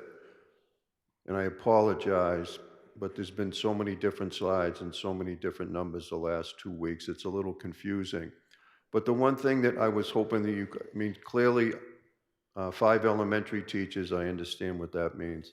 But can you explain a little bit more? I believe there were 10.8 FTEs referred to as student services, teachers, and support. So can you tell me exactly what that is? That is a combination of special education teachers, special education paraprofessionals, and Unit B special education administrators. So the administrators, I assume, are at the administration building, but They're not. They're at the high schools. they're at the high schools? Mhm. So are these teachers that are in different classrooms, were these proposed, or are they already in the system right now? They are in the system right now. Okay. Then, thank you, that helps me. The other question that I had was, there was a chart that was put up regarding the, some communities and the percentage of their overall budget that goes towards the schools. I don't know who was responsible for the chart, but in doing the numbers and putting the chart together, it can be a little tricky. And what I mean by that is, as you all know, there's no template. Cities and towns, certain things are in the school budget, certain things are not in the school budget. For instance, up until a couple of years ago, school nurses were in the school budget. I mean, it always was done that way, and it makes sense. Recently, to try and work with the school department and to help with their budget, those costs were moved to the city side. And this year, those costs are going to be over $3 million that are no longer in your budget. Was there any effort to try and account for those kinds of differences? I mean, it could be that one of the communities' numbers has a high percentage because they're paying for the nurses, or they're paying for the OPEB contribution, which in the city next year, on behalf of the schools, will be over $7 million. So when I say it's tricky, it's not a template that's consistent across communities. So who was responsible for that chart? And was there any consideration given to these differences? I'm responsible for the chart, and yes, there is. And I welcome the conversation to dig into the guts of shared services, because it's a mystery to me. And school nurses should be on the school side. And simply moving something from one side to the ledger does not solve the thrive for Newton as a whole. So welcome the conversation. I would love that to be in my area of responsibility. Okay, you've made that clear to me recently, and I get that, but again, what I'm trying to figure out is, I just think it's hard to know every cost that's in the school budget in, Medfield. Totally And- agree. And if the Department of Education had a consistent way of documenting end-of-year reports, we'd all be happier. They don't. And so, for example, technology teachers can be put in 5 different buckets. They can be put in operations and technology, they can be put in Unit A teachers, they can be put in librarians. So there is scatter. I know these budgets well enough to know that they are like ours, and indeed Needham has some very similar city processes and placements. There is no identical budget. I have just been faced with members in this room saying the percentage of the budget is 65%, or let's say 85%. That is not an outrageous percentage for a school system in a city municipal budget. So the point has been made. Okay, that's it for now, thanks. All right, thank you. I noticed that School Committee Member Olszewski has raised her hand. Did you want to weigh in on the school committee vote, Ms. Olszewski? Yes, that's correct. I'm not in the habit of allowing others to speak for me where the best representation of my perspective is my own words. So I did want to respond to Councilor Baker's question as to the split nature of the school committee's vote on the proposed budget. Chair Bresky is correct in the sense that I do have strong support for the objectives that the superintendent has put forward. They're admirable, they are necessary in my opinion. However, Chair Bresky is incorrect that my vote against the budget was because of a view that it was futile. That is not why I voted not to approve the budget. The actual reason why I voted not to approve the budget is because, as a practical matter, there is not sufficient funds to implement the budget as it stands on that date or on this date. In my opinion, without sufficient funds to implement a budget, it is not right for approval because we have a statutory obligation to pass and operate the Newton Public School with a balanced budget. Therefore, unable to approve a balanced budget, we shouldn't approve a balanced budget. That opinion was something I expressed then, I still hold now, and I hope that clarifies my stance on the budget. It is my most fervent hope that I will be able to approve a budget that does marry our allocation with the necessary functioning of the school. I do believe that at some point we will have to approve a budget that does just that. It will have to be implemented prior to our fiscal year starting on July 1st.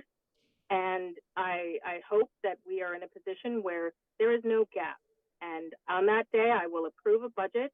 I will be very grateful to approve that budget. And, I do commend the superintendent in her diligent efforts to put that forward.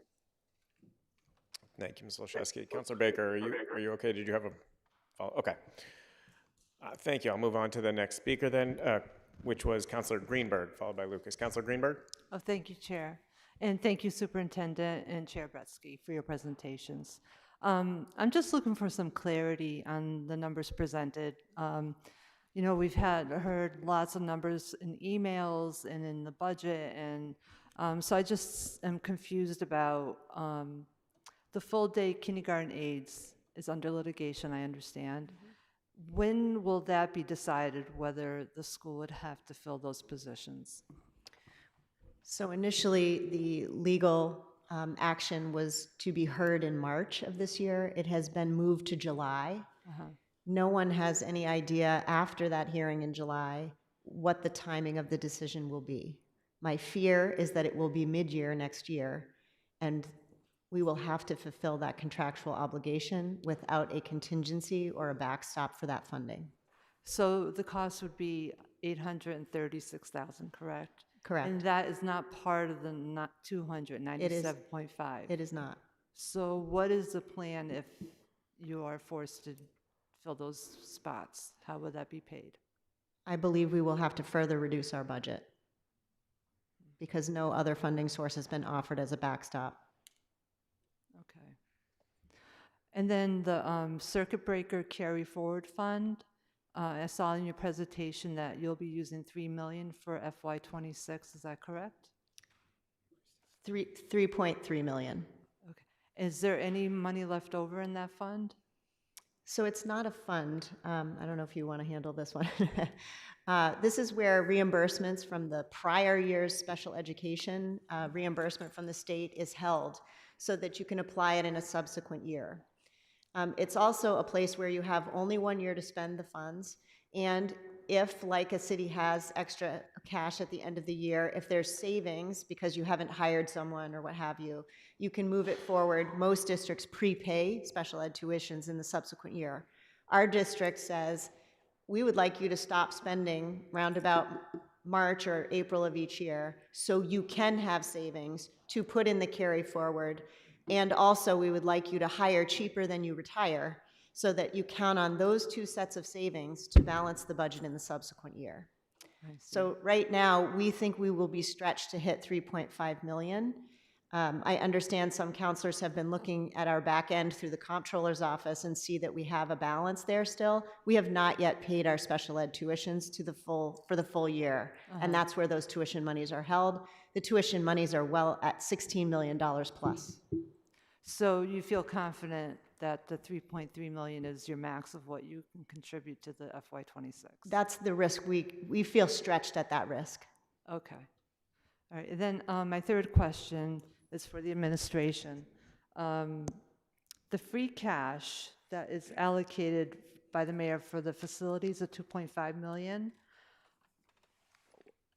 why cannot some of that money at least be put into the education stabilization fund to bolster that amount so that there would be more each year and extend it perhaps 5 to 6 years? So Councilor Greenberg, you're talking about the free cash docket items that are not yet before us, but that we anticipate, correct? Right. Okay. Ms. Lemieux? Thank you, Mr. Chair. And Councilor Greenberg, the mayor, as I believe you all received a memo or an email from her in the last day or two, there are a few different docket items that have to do with free cash for the school department. And so one is for $1,170,000 to take what are one-time items out of the school department budget. We've worked back and forth with the school administration to identify items that were one-time expenditures. Free cash, as you all know, and just so that everyone in the audience knows, is considered one-time funds. It's not supposed to be used for ongoing expenditures. But $1,170,000 are one-time items that we identified. The comment about the health insurance is very true. That will become operating funds. We actually, in our financial management guidelines, we allow the city to utilize $1.5 million each year of free cash for the next year's budget.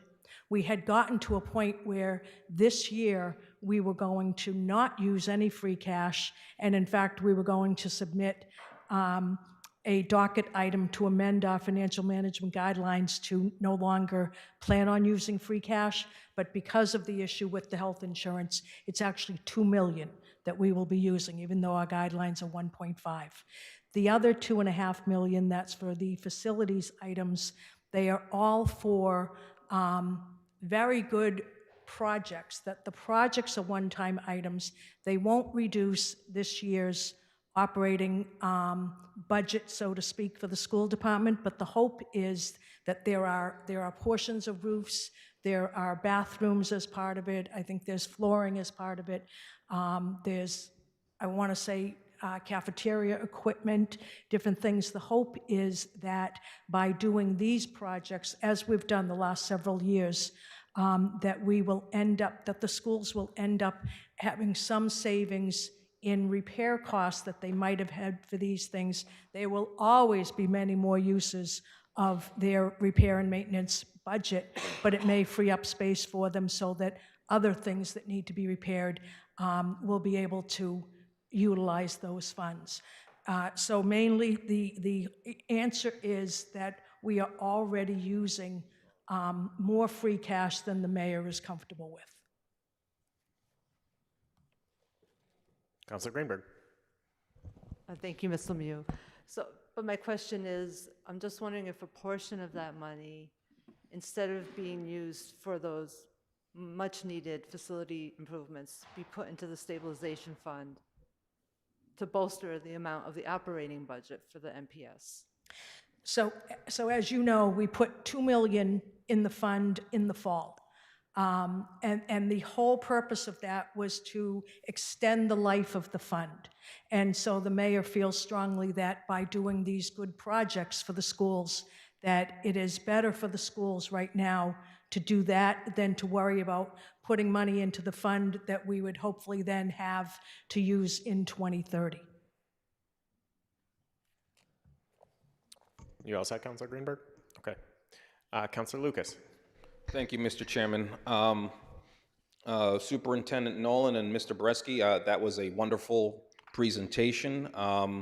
This is my 5th budget since being on the city council, but it's the first time I've ever seen the council chamber is packed and a standing ovation, so job well done.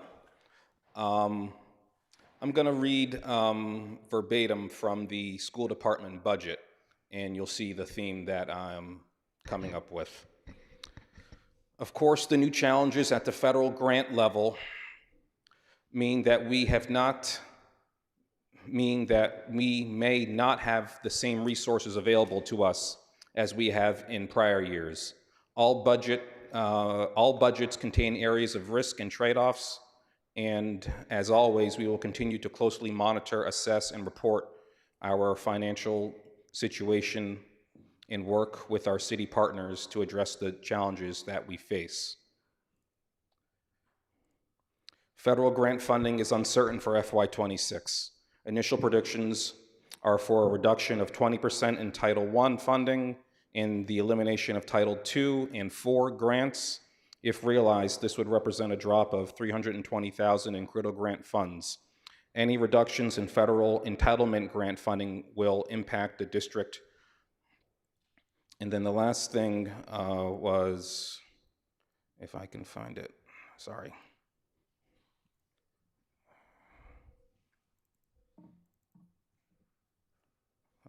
Here it is. It should be noted that this budget does contain areas of risk, particularly with a dramatically different strategy for federal funding that has not been confirmed, which may force significant prioritization within the state's budget priorities. So my questions are, did you address any of the NPS budget in anticipation of cuts coming from the federal government? And how much did you budget for revenue and grants from the federal government?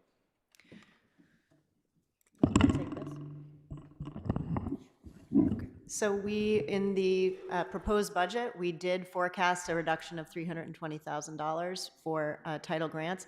So good news, bad news, Councilor Lucas, we don't receive that much Title I funding compared to other districts, and we have very few positions under 3 that are in those grants. So that's a good news.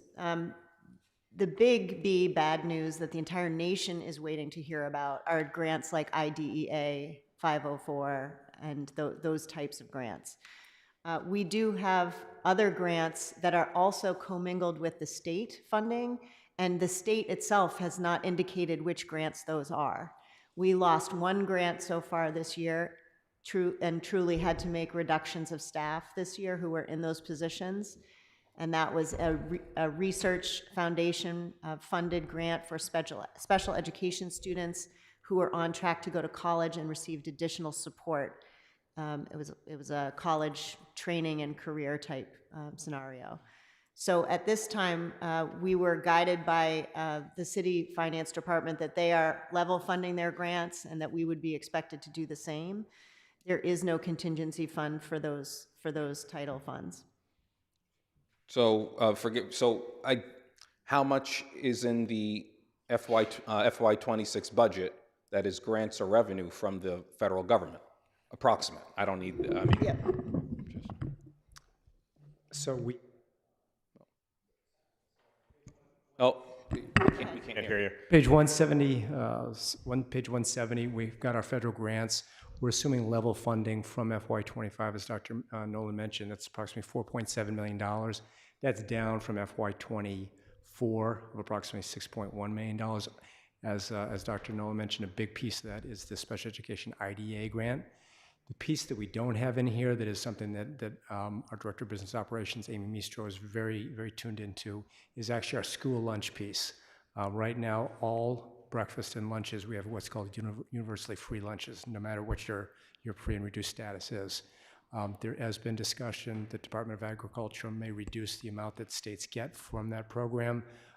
We would then go back to a paid programming where students have to pay. We would still have a free and reduced option for families, but we think that potentially could have $1 million hit to the school lunch program, which really does not show up in our operating budget. So it's something we're paying attention closely to on the school lunch.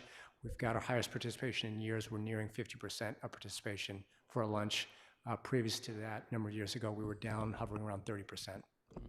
Just a reminder, this is a contract for which we contract out school lunch, so it is not in our operating, and it's a revolving self-funding scenario. More children are eating because there's a free aspect to it, and so the $1 million deficit is as we would return to a prior time where students would be charged for lunches, and students and families would have to go through the financial certification process to receive free lunches, and that is a barrier for low-income families. Okay, so thank you. This is helpful. So basically what I heard is you've already budgeted for a loss of $320,000 and we're getting approximately $4.7 million from the feds.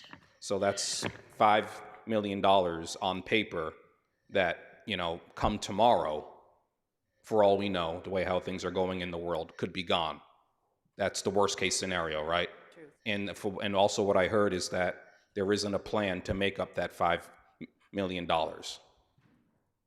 if we lose it. So again, we were guided to level fund our grants.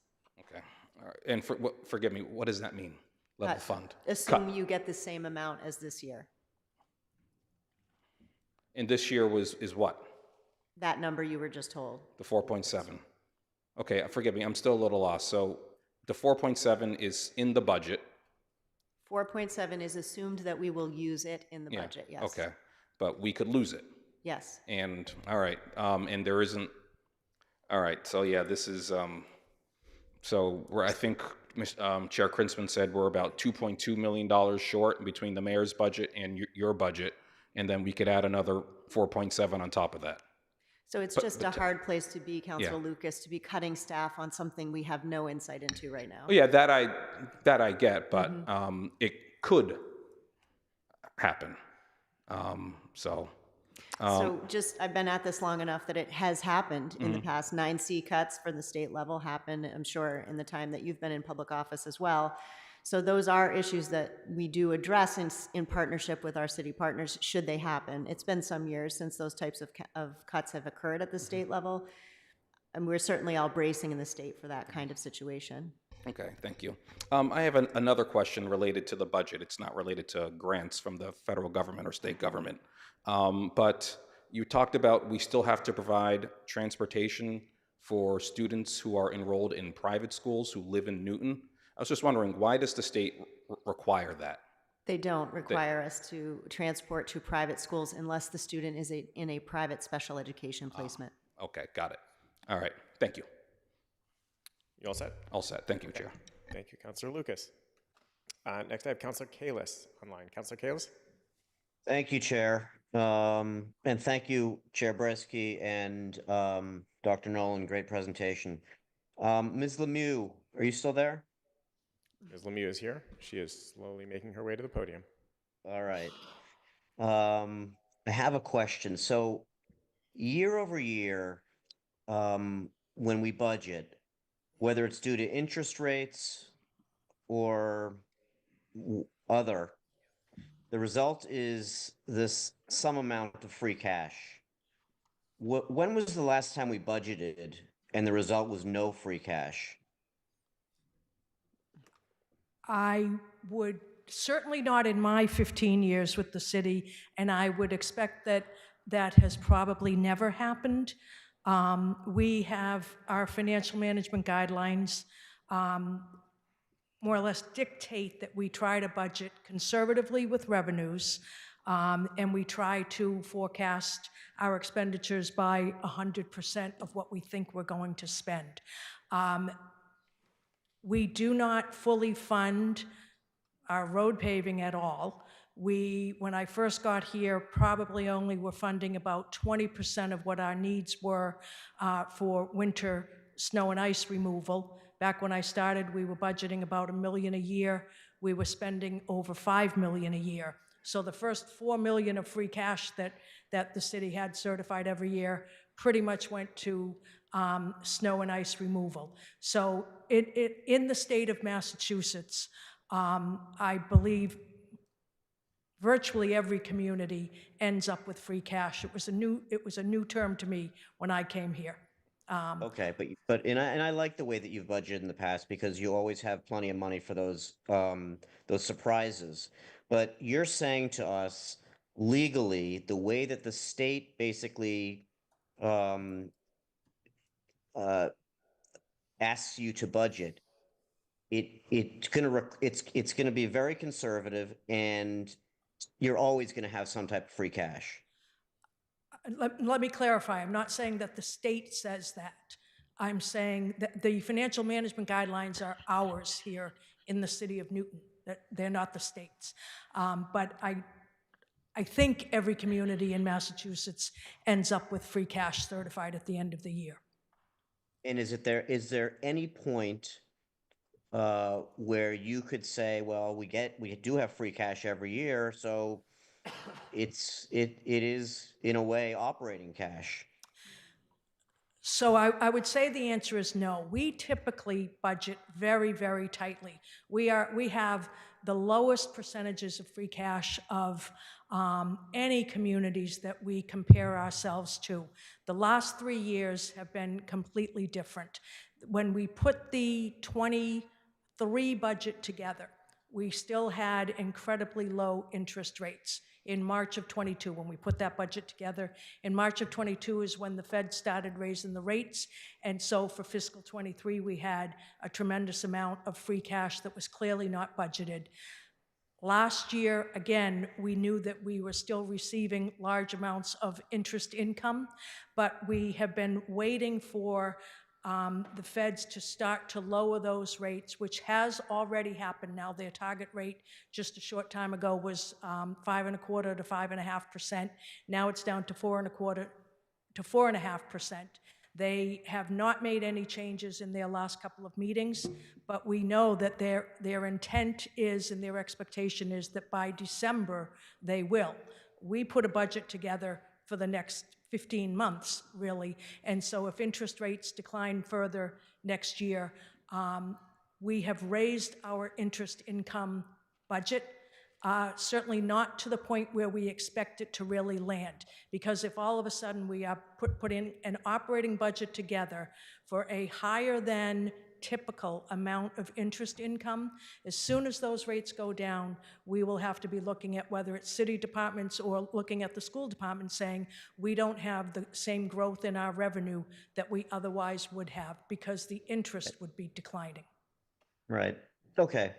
So the next part is that I wanted to ask you about are the OPEB contributions. Years ago, under Mayor Warren, when this was first presented, we looked at that, and I knew, and a lot of the other counselors knew, at one day this would be very dicey. The amount of money that we're putting to OPEB, and I agree with the OPEB fund, but we're at that point, and I'm just wondering, is there acknowledgement of that from the administration?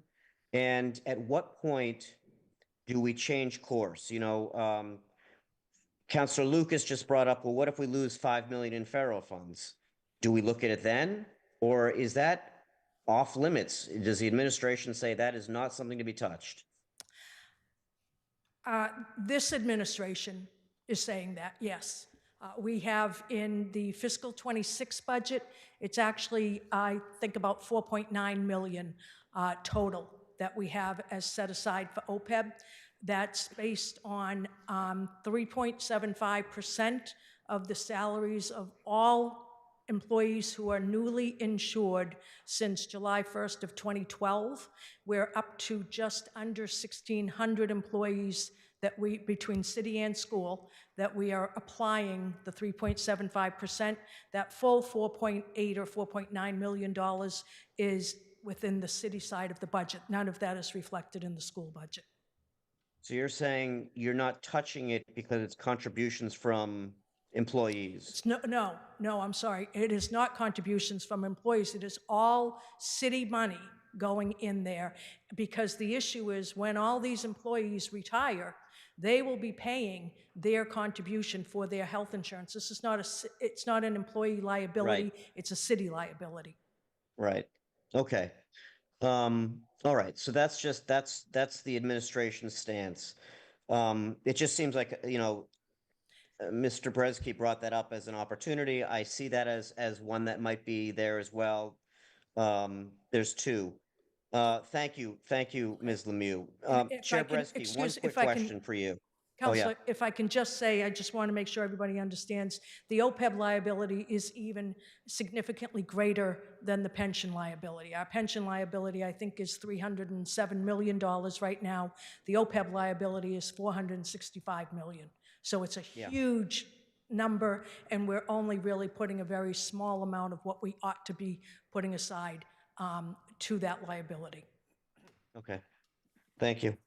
Chair Bresky, I have one quick question. Is that all right, Chair Krinsman, to ask him this? Yep, go ahead. Well, I don't know the question, but.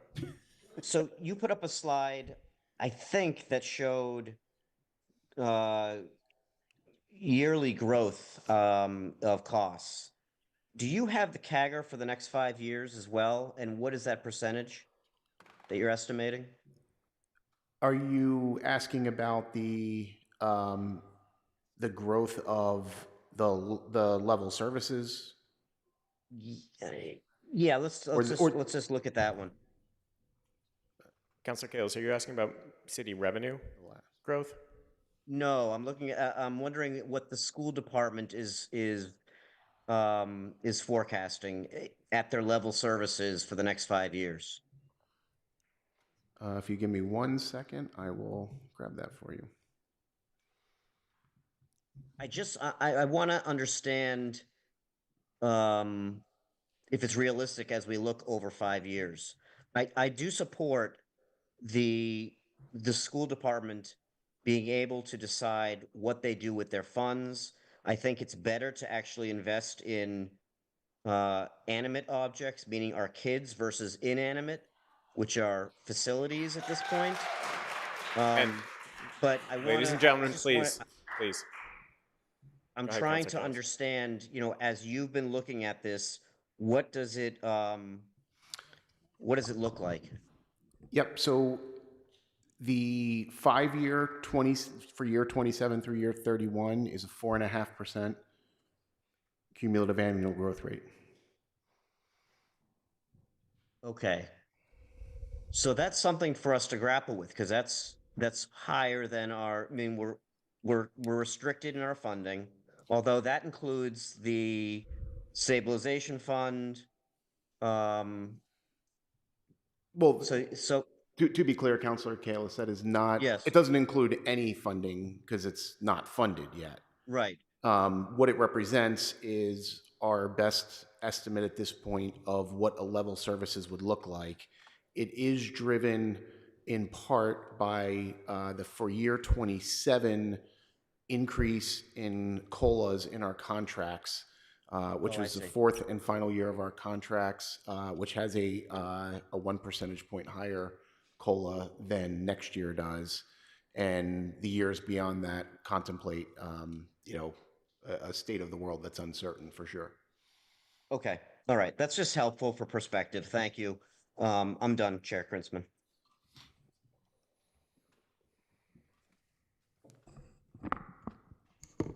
Councilor Kales, are you all set? Yes. Okay, thank you. Councilor Mickley, followed by Leary. Councilor Mickley? Thank you, Chair Krinsman. First of all, just wanted to say sorry I can't be there. I'm away with my family for the Passover holiday. So for those that celebrate, happy Passover. Few comments and some questions. So first, I just want to say how fortunate I feel to have a superintendent like Dr. Nolan, to have a school committee chair and Ward 2 rep like Chris Bresky, for not just the vision they shared, but the vision that was based in facts, data, engagement with all sorts of stakeholders. And the presentation was extremely motivating for what the promise and potential of MPS can be. I also want to echo a comment that was made by the Ward 7 school committee member, Alicia, at a previous school committee meeting, where she's mentioned that everyone is coming at this with good intentions. And I completely align with that perspective. There was a 6-3 vote from the school committee on this budget. And I think everyone in that vote is just trying to make what they think is the best decision of what will be serve the public best. Limited resources and endless competing needs. And to give the mayor in particular credit, for decades, leadership of the city have not done enough to fund our liabilities. And she has had the discipline to do more than previous leaders. And we wouldn't even be able to entertain the possibility of reducing our liabilities at this moment if she didn't have that discipline to fund it for all those years. So I do think we need to give her credit. And at the same time, I think it's very reasonable for questions like Chair Bresky's question to raise them. Can we reduce the amount? Can we create a more sustainable solution to this problem? There's obviously a trade-off in that, and I think we should talk about those trade-offs. There's no solution that will just be free, but to me, the clearest trade-off and the clearest reason to support the budget, to support the vision of the superintendent, is ultimately the ask to use free cash for the operating budget, prioritize staff, support, programs and services over facilities and buildings. That to me is a trade-off that I feel very confident in supporting and endorsing, and would like to make that request so that the school committee can have the funds to fulfill this year's vision that Dr. Nolan put for us, which I think is inspired and gets the district back on track. A question and request. So first, a question. It's clear that a big line item of our budget and a growing line item is our support for special needs students. And Newton is known for doing a terrific job in this arena. It's something to be proud of, it's something to celebrate. But as a city councilor, I hear anecdotes, I hear stories. I don't have enough data. What are the issues? What are the trends in IEPs? What are the support of those issues? What are the outcomes that are being delivered by the support that's being offered? And I wanted to ask if there's any more detailed information that someone from the school could share for us to digest more thoroughly, and sort of all the data on what we are funding with all the various special needs programs, so we could just really understand what are the mental health issues students are going through, because we hear about them so much. So that's a request if there's materials on that. Dr. Nolan? Yes, we can put together those materials for you, Councilor Mickley. It would be Great. a whole nother evening if for me to explain it to you right now. Yeah, exactly. I imagine it's a much bigger question, much bigger topic, but I personally am interested in learning more on that topic. And as it is a growing line item in our budget, and it is a growing crisis. We heard about the mental crisis from the teachers a year ago. We hear about the mental crisis right now from parents, from the school committee, from students. So to really dig into that would be helpful. And to dig into a particular part of that, when I speak to parents, when I speak to teachers, a lot of times it seems like one of the root causes of this trend, there's obviously many, is cell phones. The use of cell phones in school, the use of cell phones outside of school, social media. Can you share what's being done right now, and potentially what budget limitations are there for if we wanted to do more with restricting cell phone use in schools and outside of schools? So this past year, the school committee, in concert with our teachers union, actually enacted a policy for middle school and high school so that cell phone use is not happening during class time. Actually, at the middle school, it's not happening at all. From the minute you walk into the doors of the school, your phone is put in a pouch that is magnetically sealed called a yonder pouch. Mayor Fuller helped us to obtain funding from the state to fund that project for all 4 middle schools.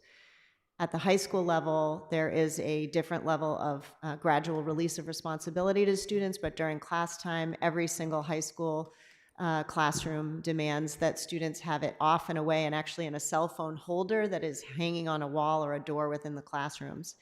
Students do have rights at lunch and things like that to look at their phones and that type of thing. So that is our current policy that was new this year. The school committee will take it up for review the last 2 meetings of the year, June 2nd and June 16th. And we shortly have a survey going out to our staff to see how it's going, how did it all go, and what were the impacts. As to your questions about limiting other technology use, we deployed this year a new parent-controlled content filtration system for all Chromebooks that go home. So while we filter with certain levels dictated by the state and federal government in schools, parents were worried that those controls went away when they took any technology home with them. We've now deployed a mobile filtration device where families set up the level of filtration they're most comfortable with. So we cannot manage what happens in people's homes. We've given people the tools to do so. And is there interest in going further in the high schools in terms of more restrictions than are currently in place? Not at this time. There is a pretty heated debate about how we teach students that balance that maybe even we struggle with, that you are going to have a device in your life. How do you turn it on, turn it off when you should, and use it at appropriate times? Yeah. I mean, personally, I would like to see us go further in what we're doing to limit cell phone use amongst youth. It's addicting for all of us. It's debilitating for our young people in so many ways.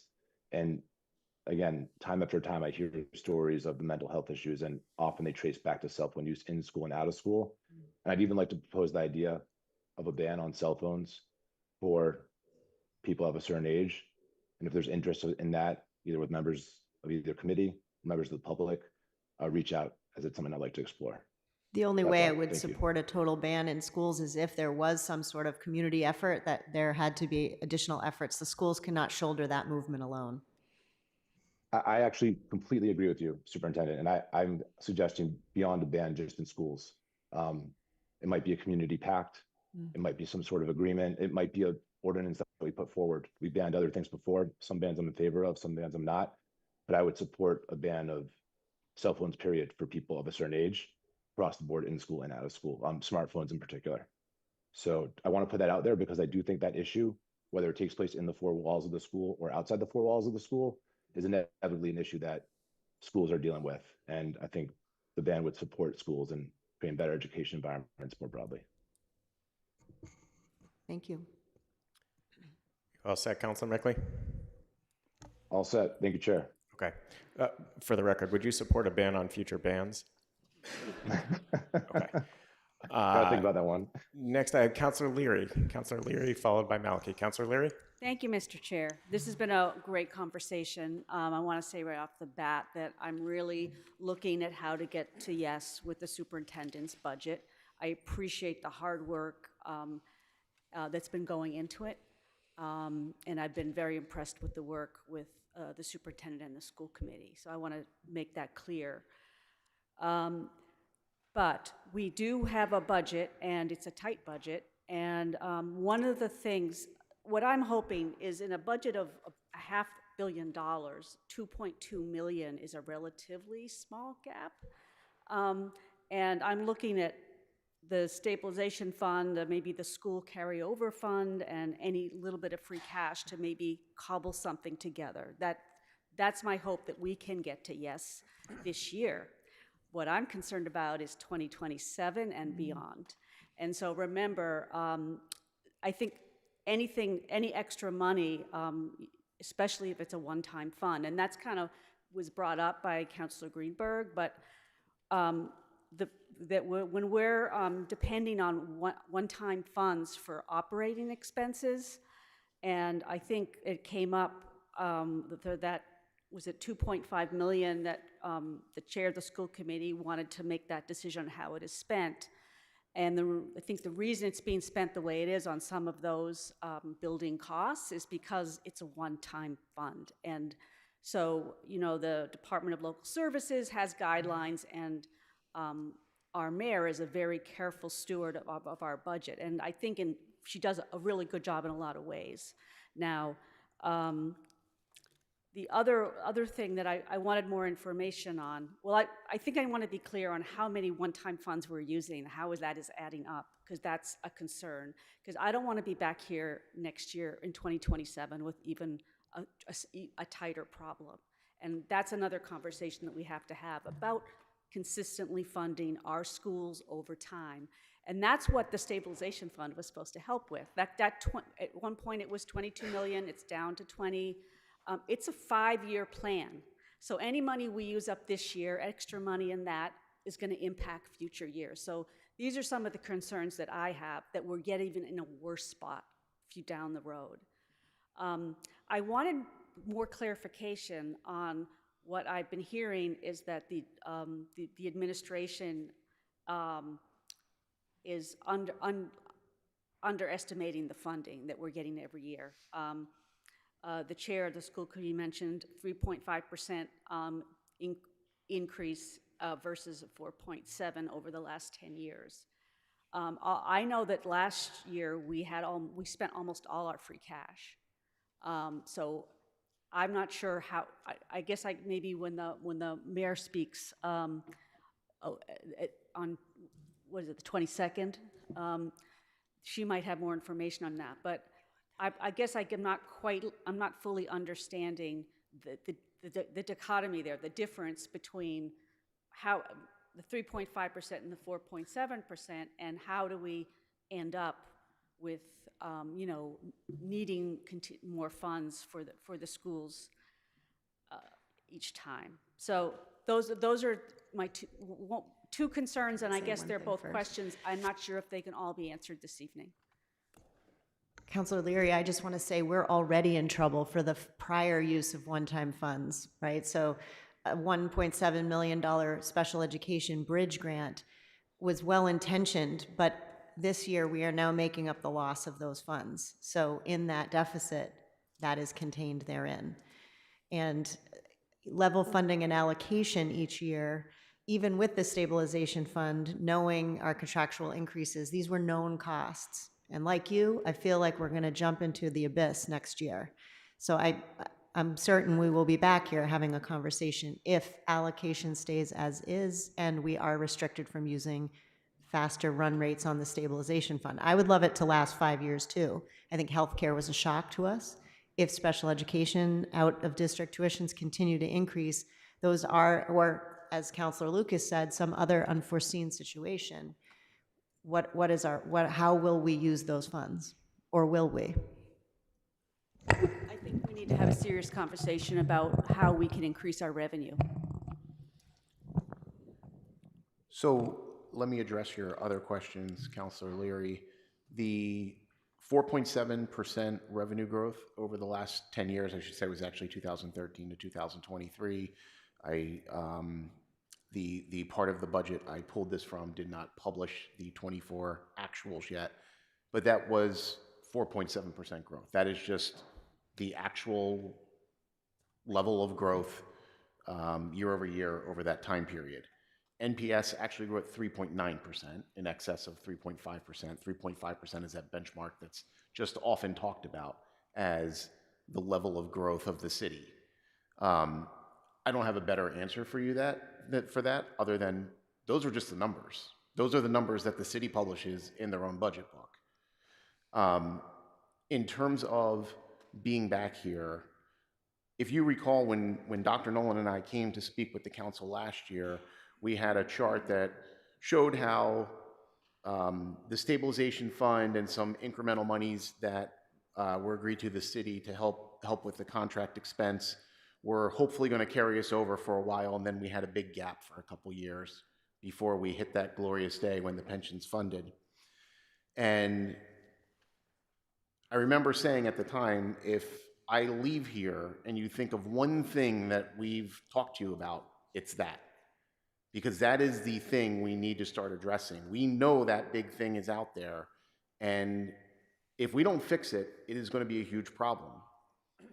I have sat in several budget meetings this year with the city administration with, let's say, an unwillingness to engage on that issue. There's realistically only a couple ways you're ever going to get there over the long term. You're going to convince the citizens of Newton to pass an override, which, let's say, I don't know, that's a difficult task, as has been proven.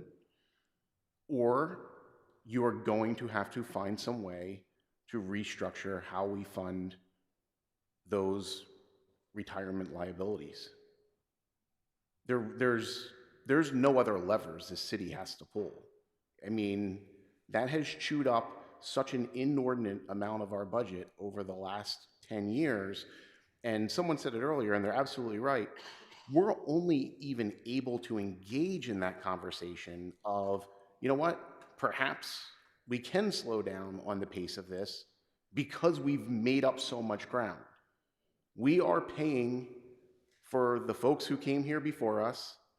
We are paying for ourselves, and we're trying to make sure that the people who come after us aren't going to have to pay anything. It's a lot on the shoulders of the citizens right now. And so really, and we're not talking about changing, no pensioners at risk, no retiree benefits are at risk. We're just talking about, do we shoulder all of the burden right now, or do we have to share some of that burden with the future generation of Newton taxpayers? Because we just can't do it all right now. That's really the question. Outside of those two avenues, I don't see how you're ever going to have enough money to fund not just NPS, but the rest of city services. That was adjustment, there was an adjustment to that was done in the past, and that's another body that has that jurisdiction. That's out of our purview, but it doesn't mean that we can't have that conversation. I think it's fair to say that City Hall has influence over that body, as I've learned over the last several years. Okay, thank you, Councilor Leary. Councilor Maliki.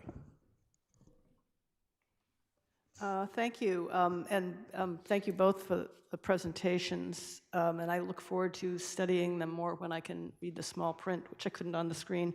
Let me start with sort of a simpler question. So we received the email yesterday afternoon from the mayor with a list of planned, I guess, uses for the expenditures, sort of one-time, quote-unquote, expenditures in support of the schools, starting with $150,000 IT, $400,000 replacing Chromebooks, et cetera.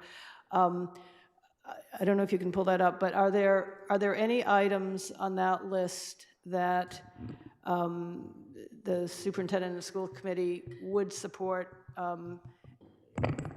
proceeding with before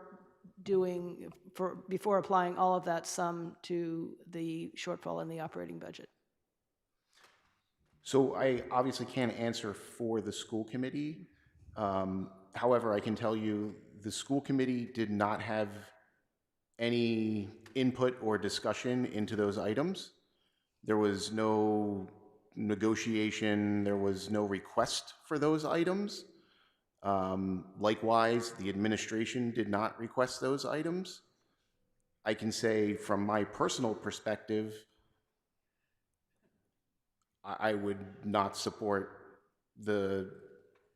putting those facility monies to work in advance of having our programs and services fully funded. Dr. Nolan, go ahead. Councilor Maliki, so the mayor did reach out to Liam and I to go through line items of our budget the process just backs us into a very strange place. So my job is to serve the school committee, the elected body of Newton, for the schools. So I can't speak for them. But when faced with, you will get no millions, or we will go through this process where I will look to see the things that I think could be seen as one-time funds, you want to do that because you want to reduce the burden of the cuts. So the package deal was you identify things that could be seen as one-time funds, and I'll look through facilities, and it will be tied as a package for the balancing of the budget. The protest is that the facility pieces, some of these things can help us, but we will be right where Councilor Leary is telling us about next year.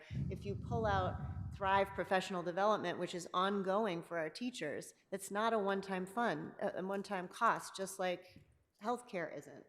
I can't tell you that Chromebooks are going to need to be redone every so often. You heard me say that in this presentation. I just don't want to fake it for you all. I don't want to tell you that that's going to do the job, and I don't want to say no to $1.7 million for our students, and I don't want to make cuts I don't have to make. So we're in a very hard spot. Okay, yeah, I think maybe one of the questions we could get answers to, because I assume these items will be coming to us as free cash requests. Is that a safe assumption, anyone? Correct. Our understanding is that the free cash items will be docketed by the mayor and come before the city council.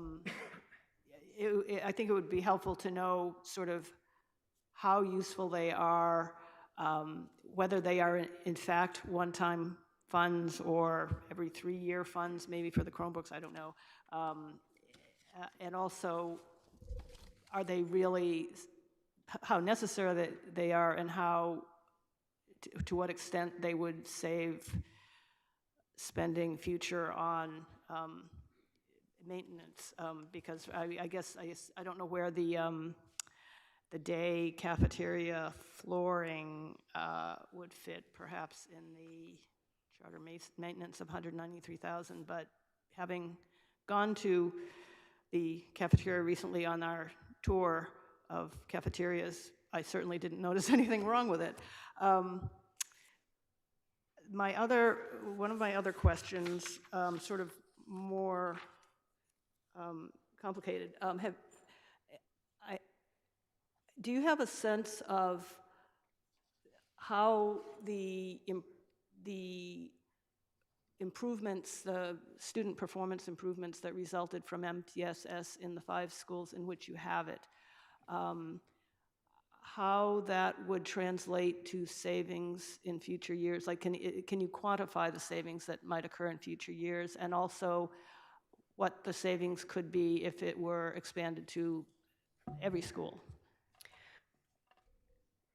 So I can certainly tell you that I have had success in leading these in other districts, but in our own district, Dr. Orla Higgins at Ainger School, her doctoral area of expertise is MTSS, and she has been the principal there for a long time. And through her own ingenuity and her own leadership over the last 10 years, she's worked with her staff to create the types of teams and systems that have allowed them to, as you'll see when you receive our slides and you can read them up close, she has tracked a significant reduction of almost 50% in use of paraprofessionals through the use of the MTSS model of general education. And the students at the Ainger School have some of the most complex literacy disabilities we serve in the district. And that the number of students with disabilities has held solid over that 10-year time period, but her need for the resources for special ed have dropped. Okay.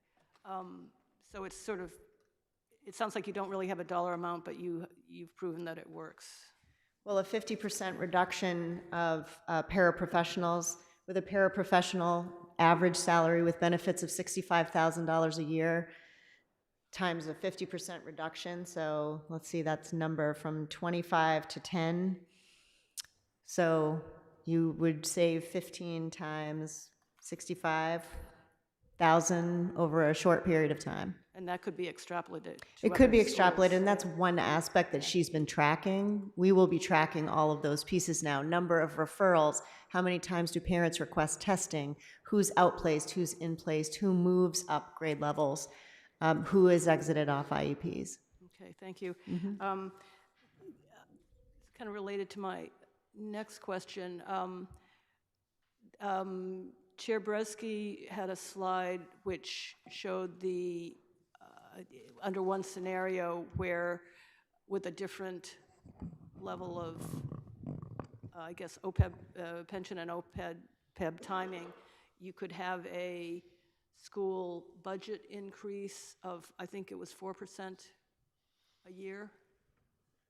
Yes, Am I so remembering that right? the way I modeled this out was if we had a base allocation of 4% a year,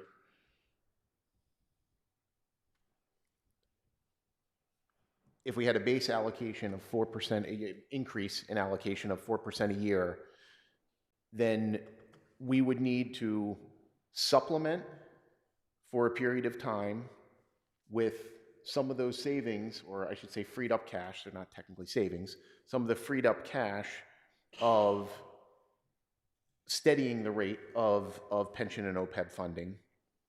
And then you would hit a period in when the pension's fully funded where it levels out. Okay. And so that would leave NPS fully funded at the growth rate I'm showing here. It would also free up $34 million for city operations over the same time period. Okay, so my question was, okay, so that's sort of a scenario in which the budget, sort of the allocation would increase 4% a year, but I think you just, somebody said a few minutes ago that the projected cost increase for level services would be 4.5% a year, so it sounds like there would still be that gap to close, and how would that be done? No, so Am I wrong? the incremental, the gap there would be the freed up cash from pension and OPEB would fill that gap from 2027 to 2035. So if you look at the chart up there, why is yours different than mine? Sorry, give us 1 second Sure. so Dr. Nolan can grab the right chart here. It's 59. One before that.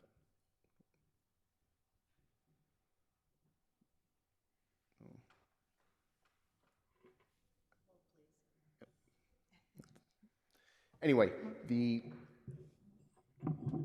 If you guys could anticipate the charts we're going to be asking for and have them ready, that would be great.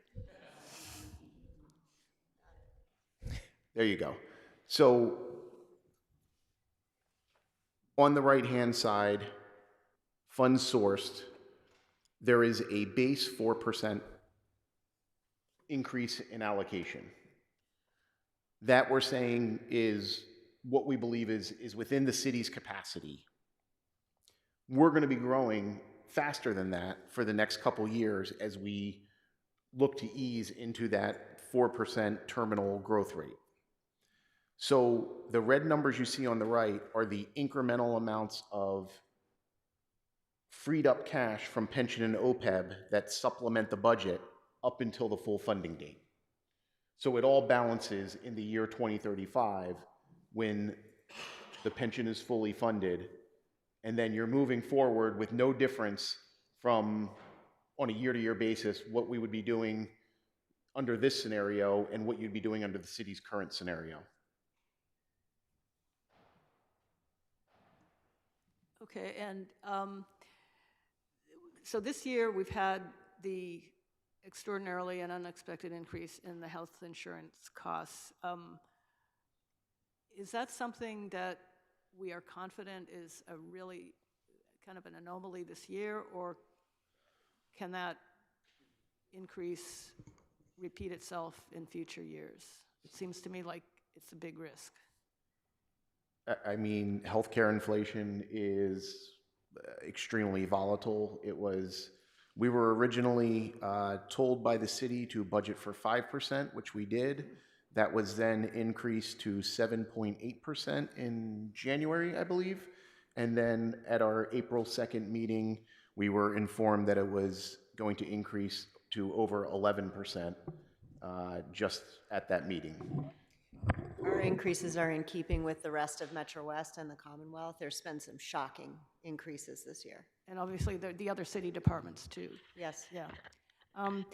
And I guess my last question, I was sort of trying to educate myself on this whole question of unfunded mandates, which came up in the MBTA community zoning context. And so it seems that there's what some communities are trying to do with feeling that MBTA communities increase their costs does not work in this situation, because it sounds like the remedy is you don't have to do the unfunded mandate. It's not that the state will give you the money to do it. So assuming I'm interpreting that correctly, has there been any effort, because it seems like whether it's special ed, the transportation related, everything else, it's not just Newton. We might have a lot sort of disproportionately more because we do things so well in the special ed realm, but it seems like it's got to be a lot of communities' problems. And is there any effort to get the state to sort of do what they quote unquote promised to do, even if it's just the 75%, let alone 100%? Yes, an entire state coalition called Protect Our Future, which is a collaboration between my professional association, the Mass Superintendents Association, the Mass School Committees Association, the Mass Teachers Association, the American Federation of Teachers, all together have created a platform of advocacy for this very issue. And so there's quite a lot of pressure at the state level and to the governor for use of funds at the state level to realize the promise of the Student Opportunities Act and to fully fund these reimbursements. And I think that was supposed to be one of the purposes of the millionaire's tax. Correct. Correct, yeah. Okay, all right, thank you. Councilor Gentile. Thank you. Two quick comments, and then I have one question.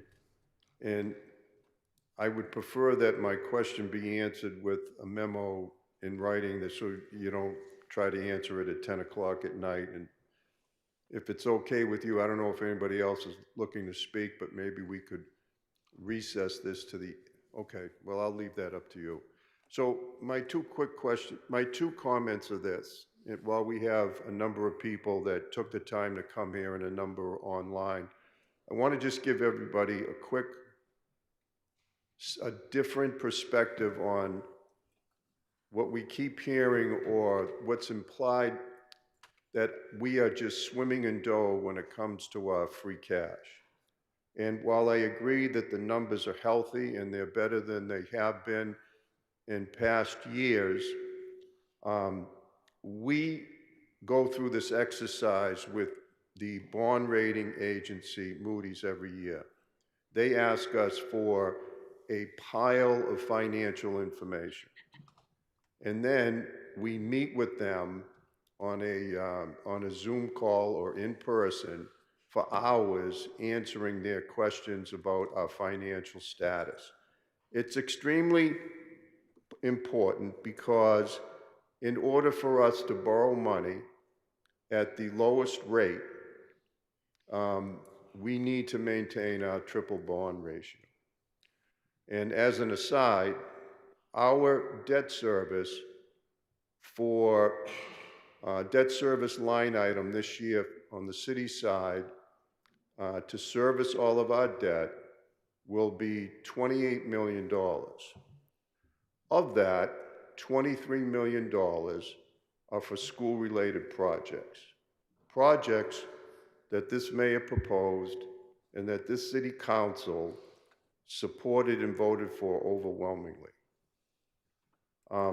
The only criticism that we have received from Moody's the last couple of years, and I had a hard time believing it at first, was that they felt that our reserves were inadequate for the size of our budget.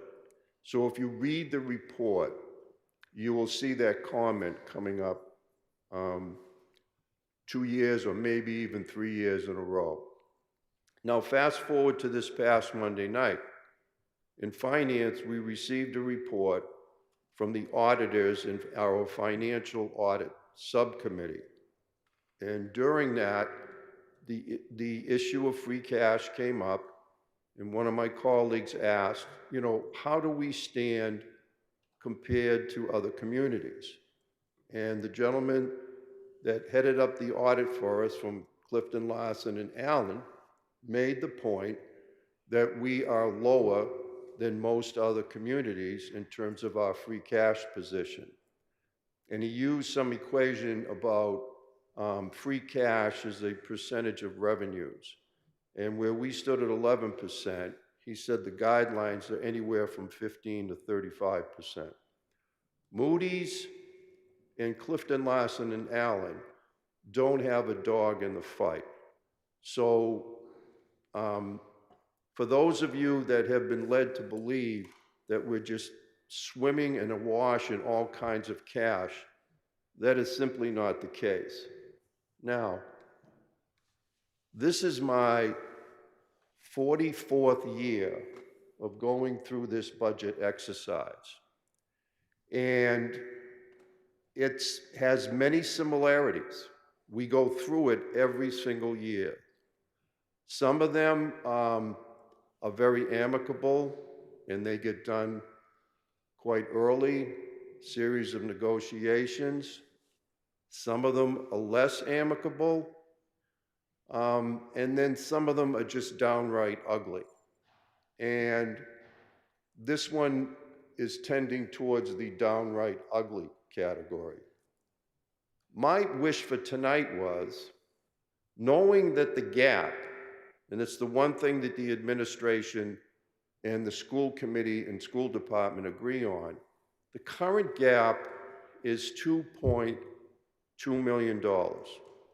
That is 0.7% of the school department's budget.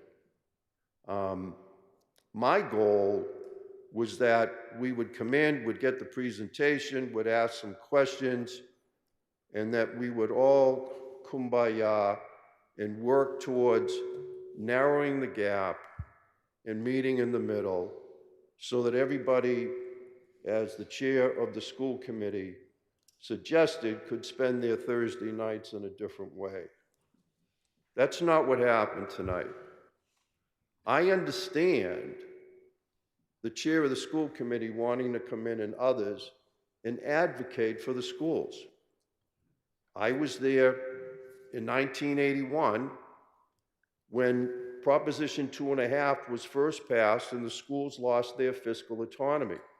As a member of the school committee, that's when I started on the school committee, I felt it was my job to advocate for the schools, as Dr. Nolan has said, and as Chair Bresky has said. But there's a line. And I think suggesting that the city council hold up free cash for projects that are coming down the line, as they always do at this time of the year, I hope that my colleagues will totally reject that suggestion. And to those of you in the audience, that is how, you know, we hear from people all the time about the condition of our roads. We hear from people about the fact that we need to improve the quality of our athletic fields. We hear from people, I mean, a small project like the clubhouse down at Albemarle.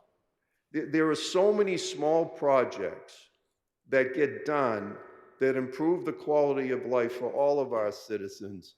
To suggest that we don't go forward with those things as we do every year, I think is short-sighted. Traffic calming. I can give you a whole list. So please, think and be careful for what you ask for. The question I have is, Council Greenberg and I have not spoken. She raised the issue of circuit breaker money. Whether it's a line item or whatever, It's a state grant. It's cash that goes directly to the school system. There are certain restrictions on what it can be paid for, as I understand it, tied to special education tuitions and transportation, but that frees up that line item for funds to be used in another way. So I have spoken to the comptroller because I believe in facts. And in FY24, the school department received $6.6 million.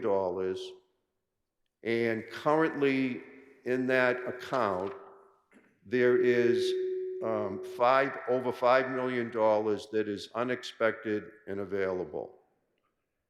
In FY25, so that's last school year, that's not this school year, that's last year. So I don't understand how we haven't paid our, and this, maybe times have changed, but I think I heard it stated that we haven't paid all of our out of school district placements, but this is talking about last school year, so I'm confused.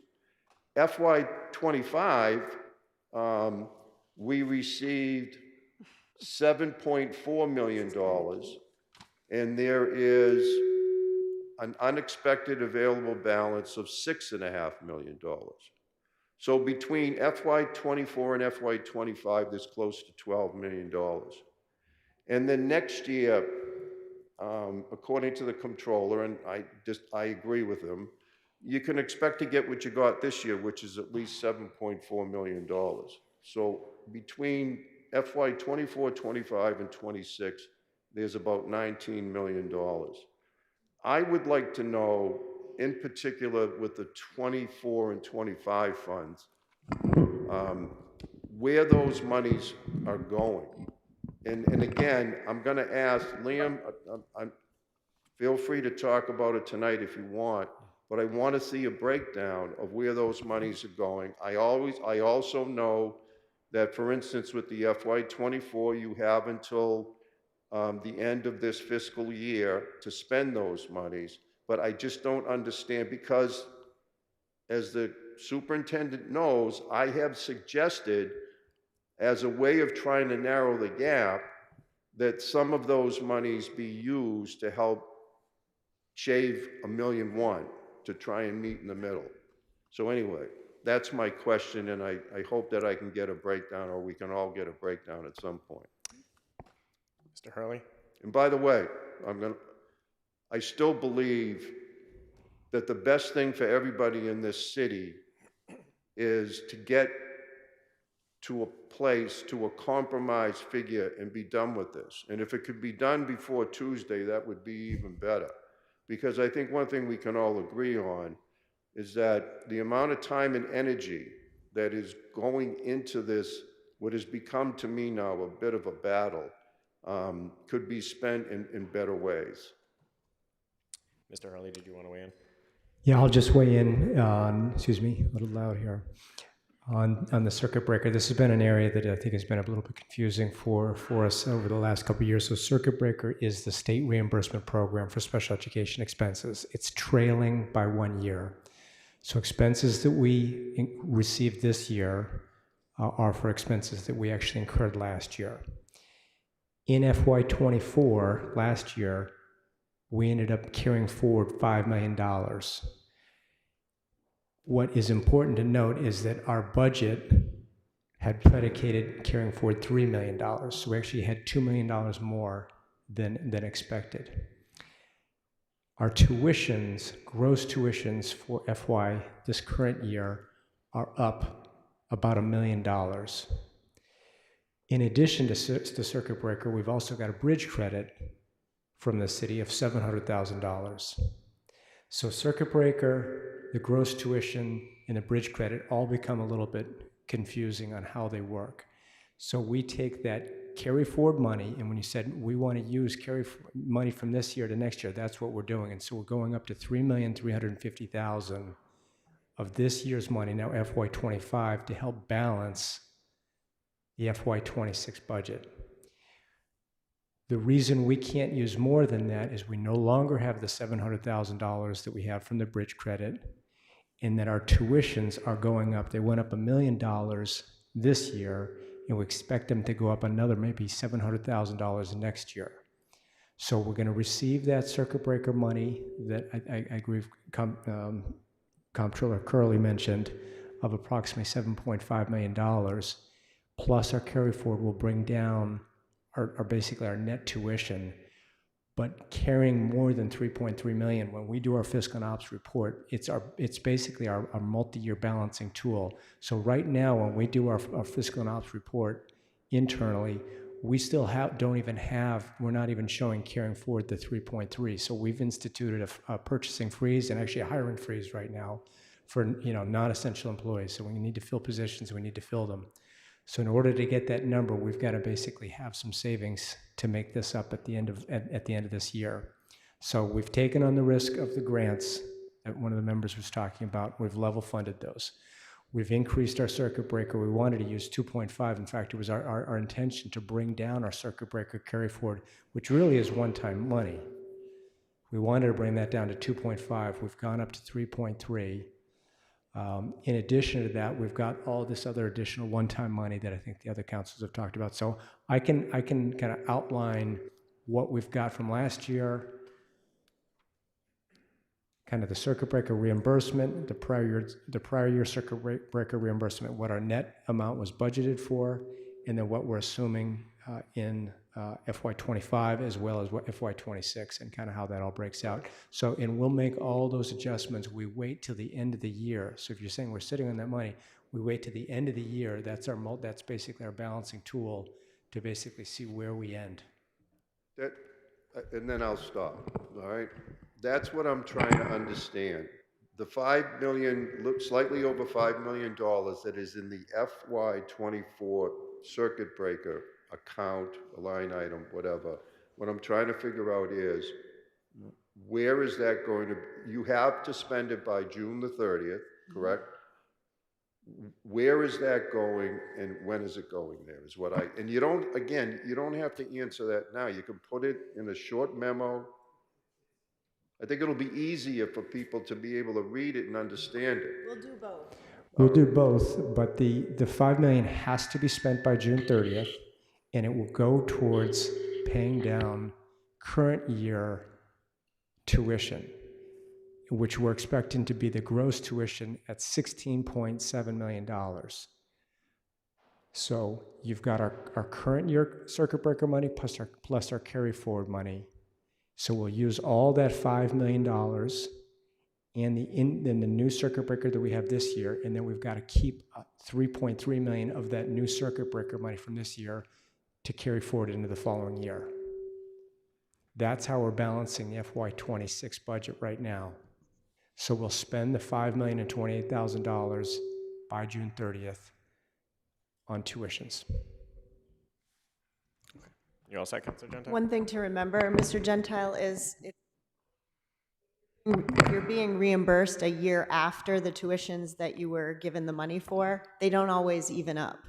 So for example, if this year I spent $16 million on tuition and I get the reimbursement from it next year, but next year's tuition are $20 million, there's not an even line, and we have to make up the additional piece. The city tried to help with that with bridge credits. But just as we discussed with Ms. Leary, anytime you get a credit that is then taken away, it does not help sustain that. So we have to further cut our current budget, carry it forward for the next year. And so we are basically cutting this year's budget to pay for next year. The very thing that you were saying you don't want to do with free cash at the city is what we're doing with the circuit breaker in the schools. Whatever you put in writing, will you also give us a night, like you also have a tuition, I know it doesn't cover all of your tuitions, but you do have a tuition line item in your budget, right? So give us that information too, please. Thank you. If I may. Go ahead. Councilor Krinsman. Councilor Gentile, I just want to make you aware, perhaps you're not, it sounds like you're not. Dr. Nolan and I did put forth a compromise proposal to the mayor on April 1st. That proposal to bridge what was then a $4.5 million gap, including kindergarten aides, was that NPS would assume $670,000 of incremental risk, NPS would assume responsibility for an incremental $1 million of efficiencies and reductions. The city would appropriate $1.564 million in free cash to support our budget. The city would appropriate an incremental $500,000 from the Educational Stabilization Fund, and we would remove the $836,000 related to kindergarten aides from the budget, but that would be backstopped by the Education Stabilization Fund if needed. We put forth that compromise proposal. I'm guessing that's probably not something too different than what you're envisioning. That was rejected by the mayor. Okay, thank you.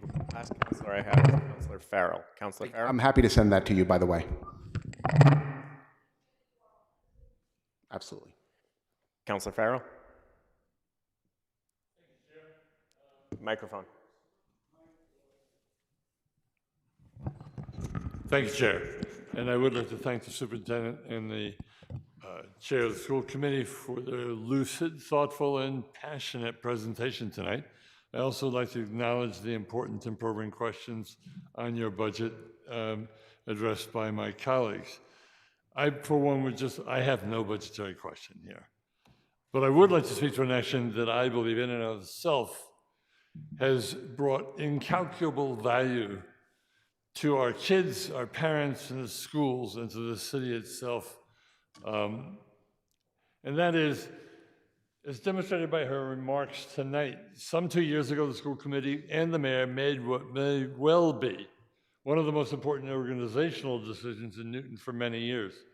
They hired Anna Nolan, the superintendent of schools, to write our educational system. People still tout our schools as some of the best, and indeed, they're very good. But they are not yet what we and the schools themselves know well that they could be and can be, or should be and can be. Not that we forget, Dr. Nolan began at the end of a COVID experience that crippled the nation. In addition to the more than 1 million families who lost loved ones, perhaps no group endured the effects of that tragedy more than school children. And we know these effects linger. Dr. Nolan's thoughtful guidance of the school committee has helped children, families, and school personnel begin that recovery process. As Dr. Nolan shared with us tonight, they've achieved amazing success within the past 2 years. Not coincidentally, Dr. Nolan has engaged remarkable support and allegiance from all levels of the school personnel. Parents, critically and almost universally from what I am experiencing, are witnessing the beginning of exactly the educational changes they hope will truly benefit their children. For Dr. Nolan's work to continue effectively, she should be spending every moment possible on implementing her agenda and to maintain the momentum she has underway. Mayor Fuller has made significant achievements over these past 8 years. She leaves Newton in great fiscal strength, and I appreciate her reluctance to use free cash to fund operating costs. But I respectfully suggest that this year is the moment to make an exception. I fully support funding the $2.2 million gap by allowing Dr. Nolan and the school committee to determine how the funds the mayor has allocated will be used. Dr. Nolan, Chris, and Chair Bresky have noted a plan to address future funding and the need for stability now, and a year to finalize that plan. I trust their ability and their dedication. Let's move forward immediately and allow the superintendent and school committee the time necessary to solidify their financial plans over this coming year. With this decision, I firmly believe that Newton's children and parents will soon have the unquestioned educational system that they and Newton deserve. Thank you. Thank you, Councilor Farrell. Thank you, ladies and gentlemen. Okay, I don't see any more counselors. Let me talk procedurally what's going to happen here, and then we can, both the Finance Committee and the Programs and Services Committee can entertain motions. Like Chair Gentile said, we have is it May 8th? May 8th set aside to discuss this if we want. I think the appropriate action tonight, since we don't have an actual proposal from the mayor before us, is to hold the 3 items that were on the agenda. We can do one of 2 things after that. We can reconvene on May 8th, especially if there are still discrepancies and questions about the budget, and it would be a joint meeting again that night for the purpose of getting to straw votes within the committee. We could alternatively not meet on the 8th, especially if there, excuse me, if there's agreement between both the school department and the mayor, because I think I've heard the sentiment tonight that folks would like there to be agreement, and just handle this in committee of the whole without a straw vote from the committees. So I think Chair Gentile and I can potentially handle that, as we see how this develops. But Chair Gentile, do you want to weigh in? I'm going to suggest to try and keep this simple, that we recess this meeting until May the 8th.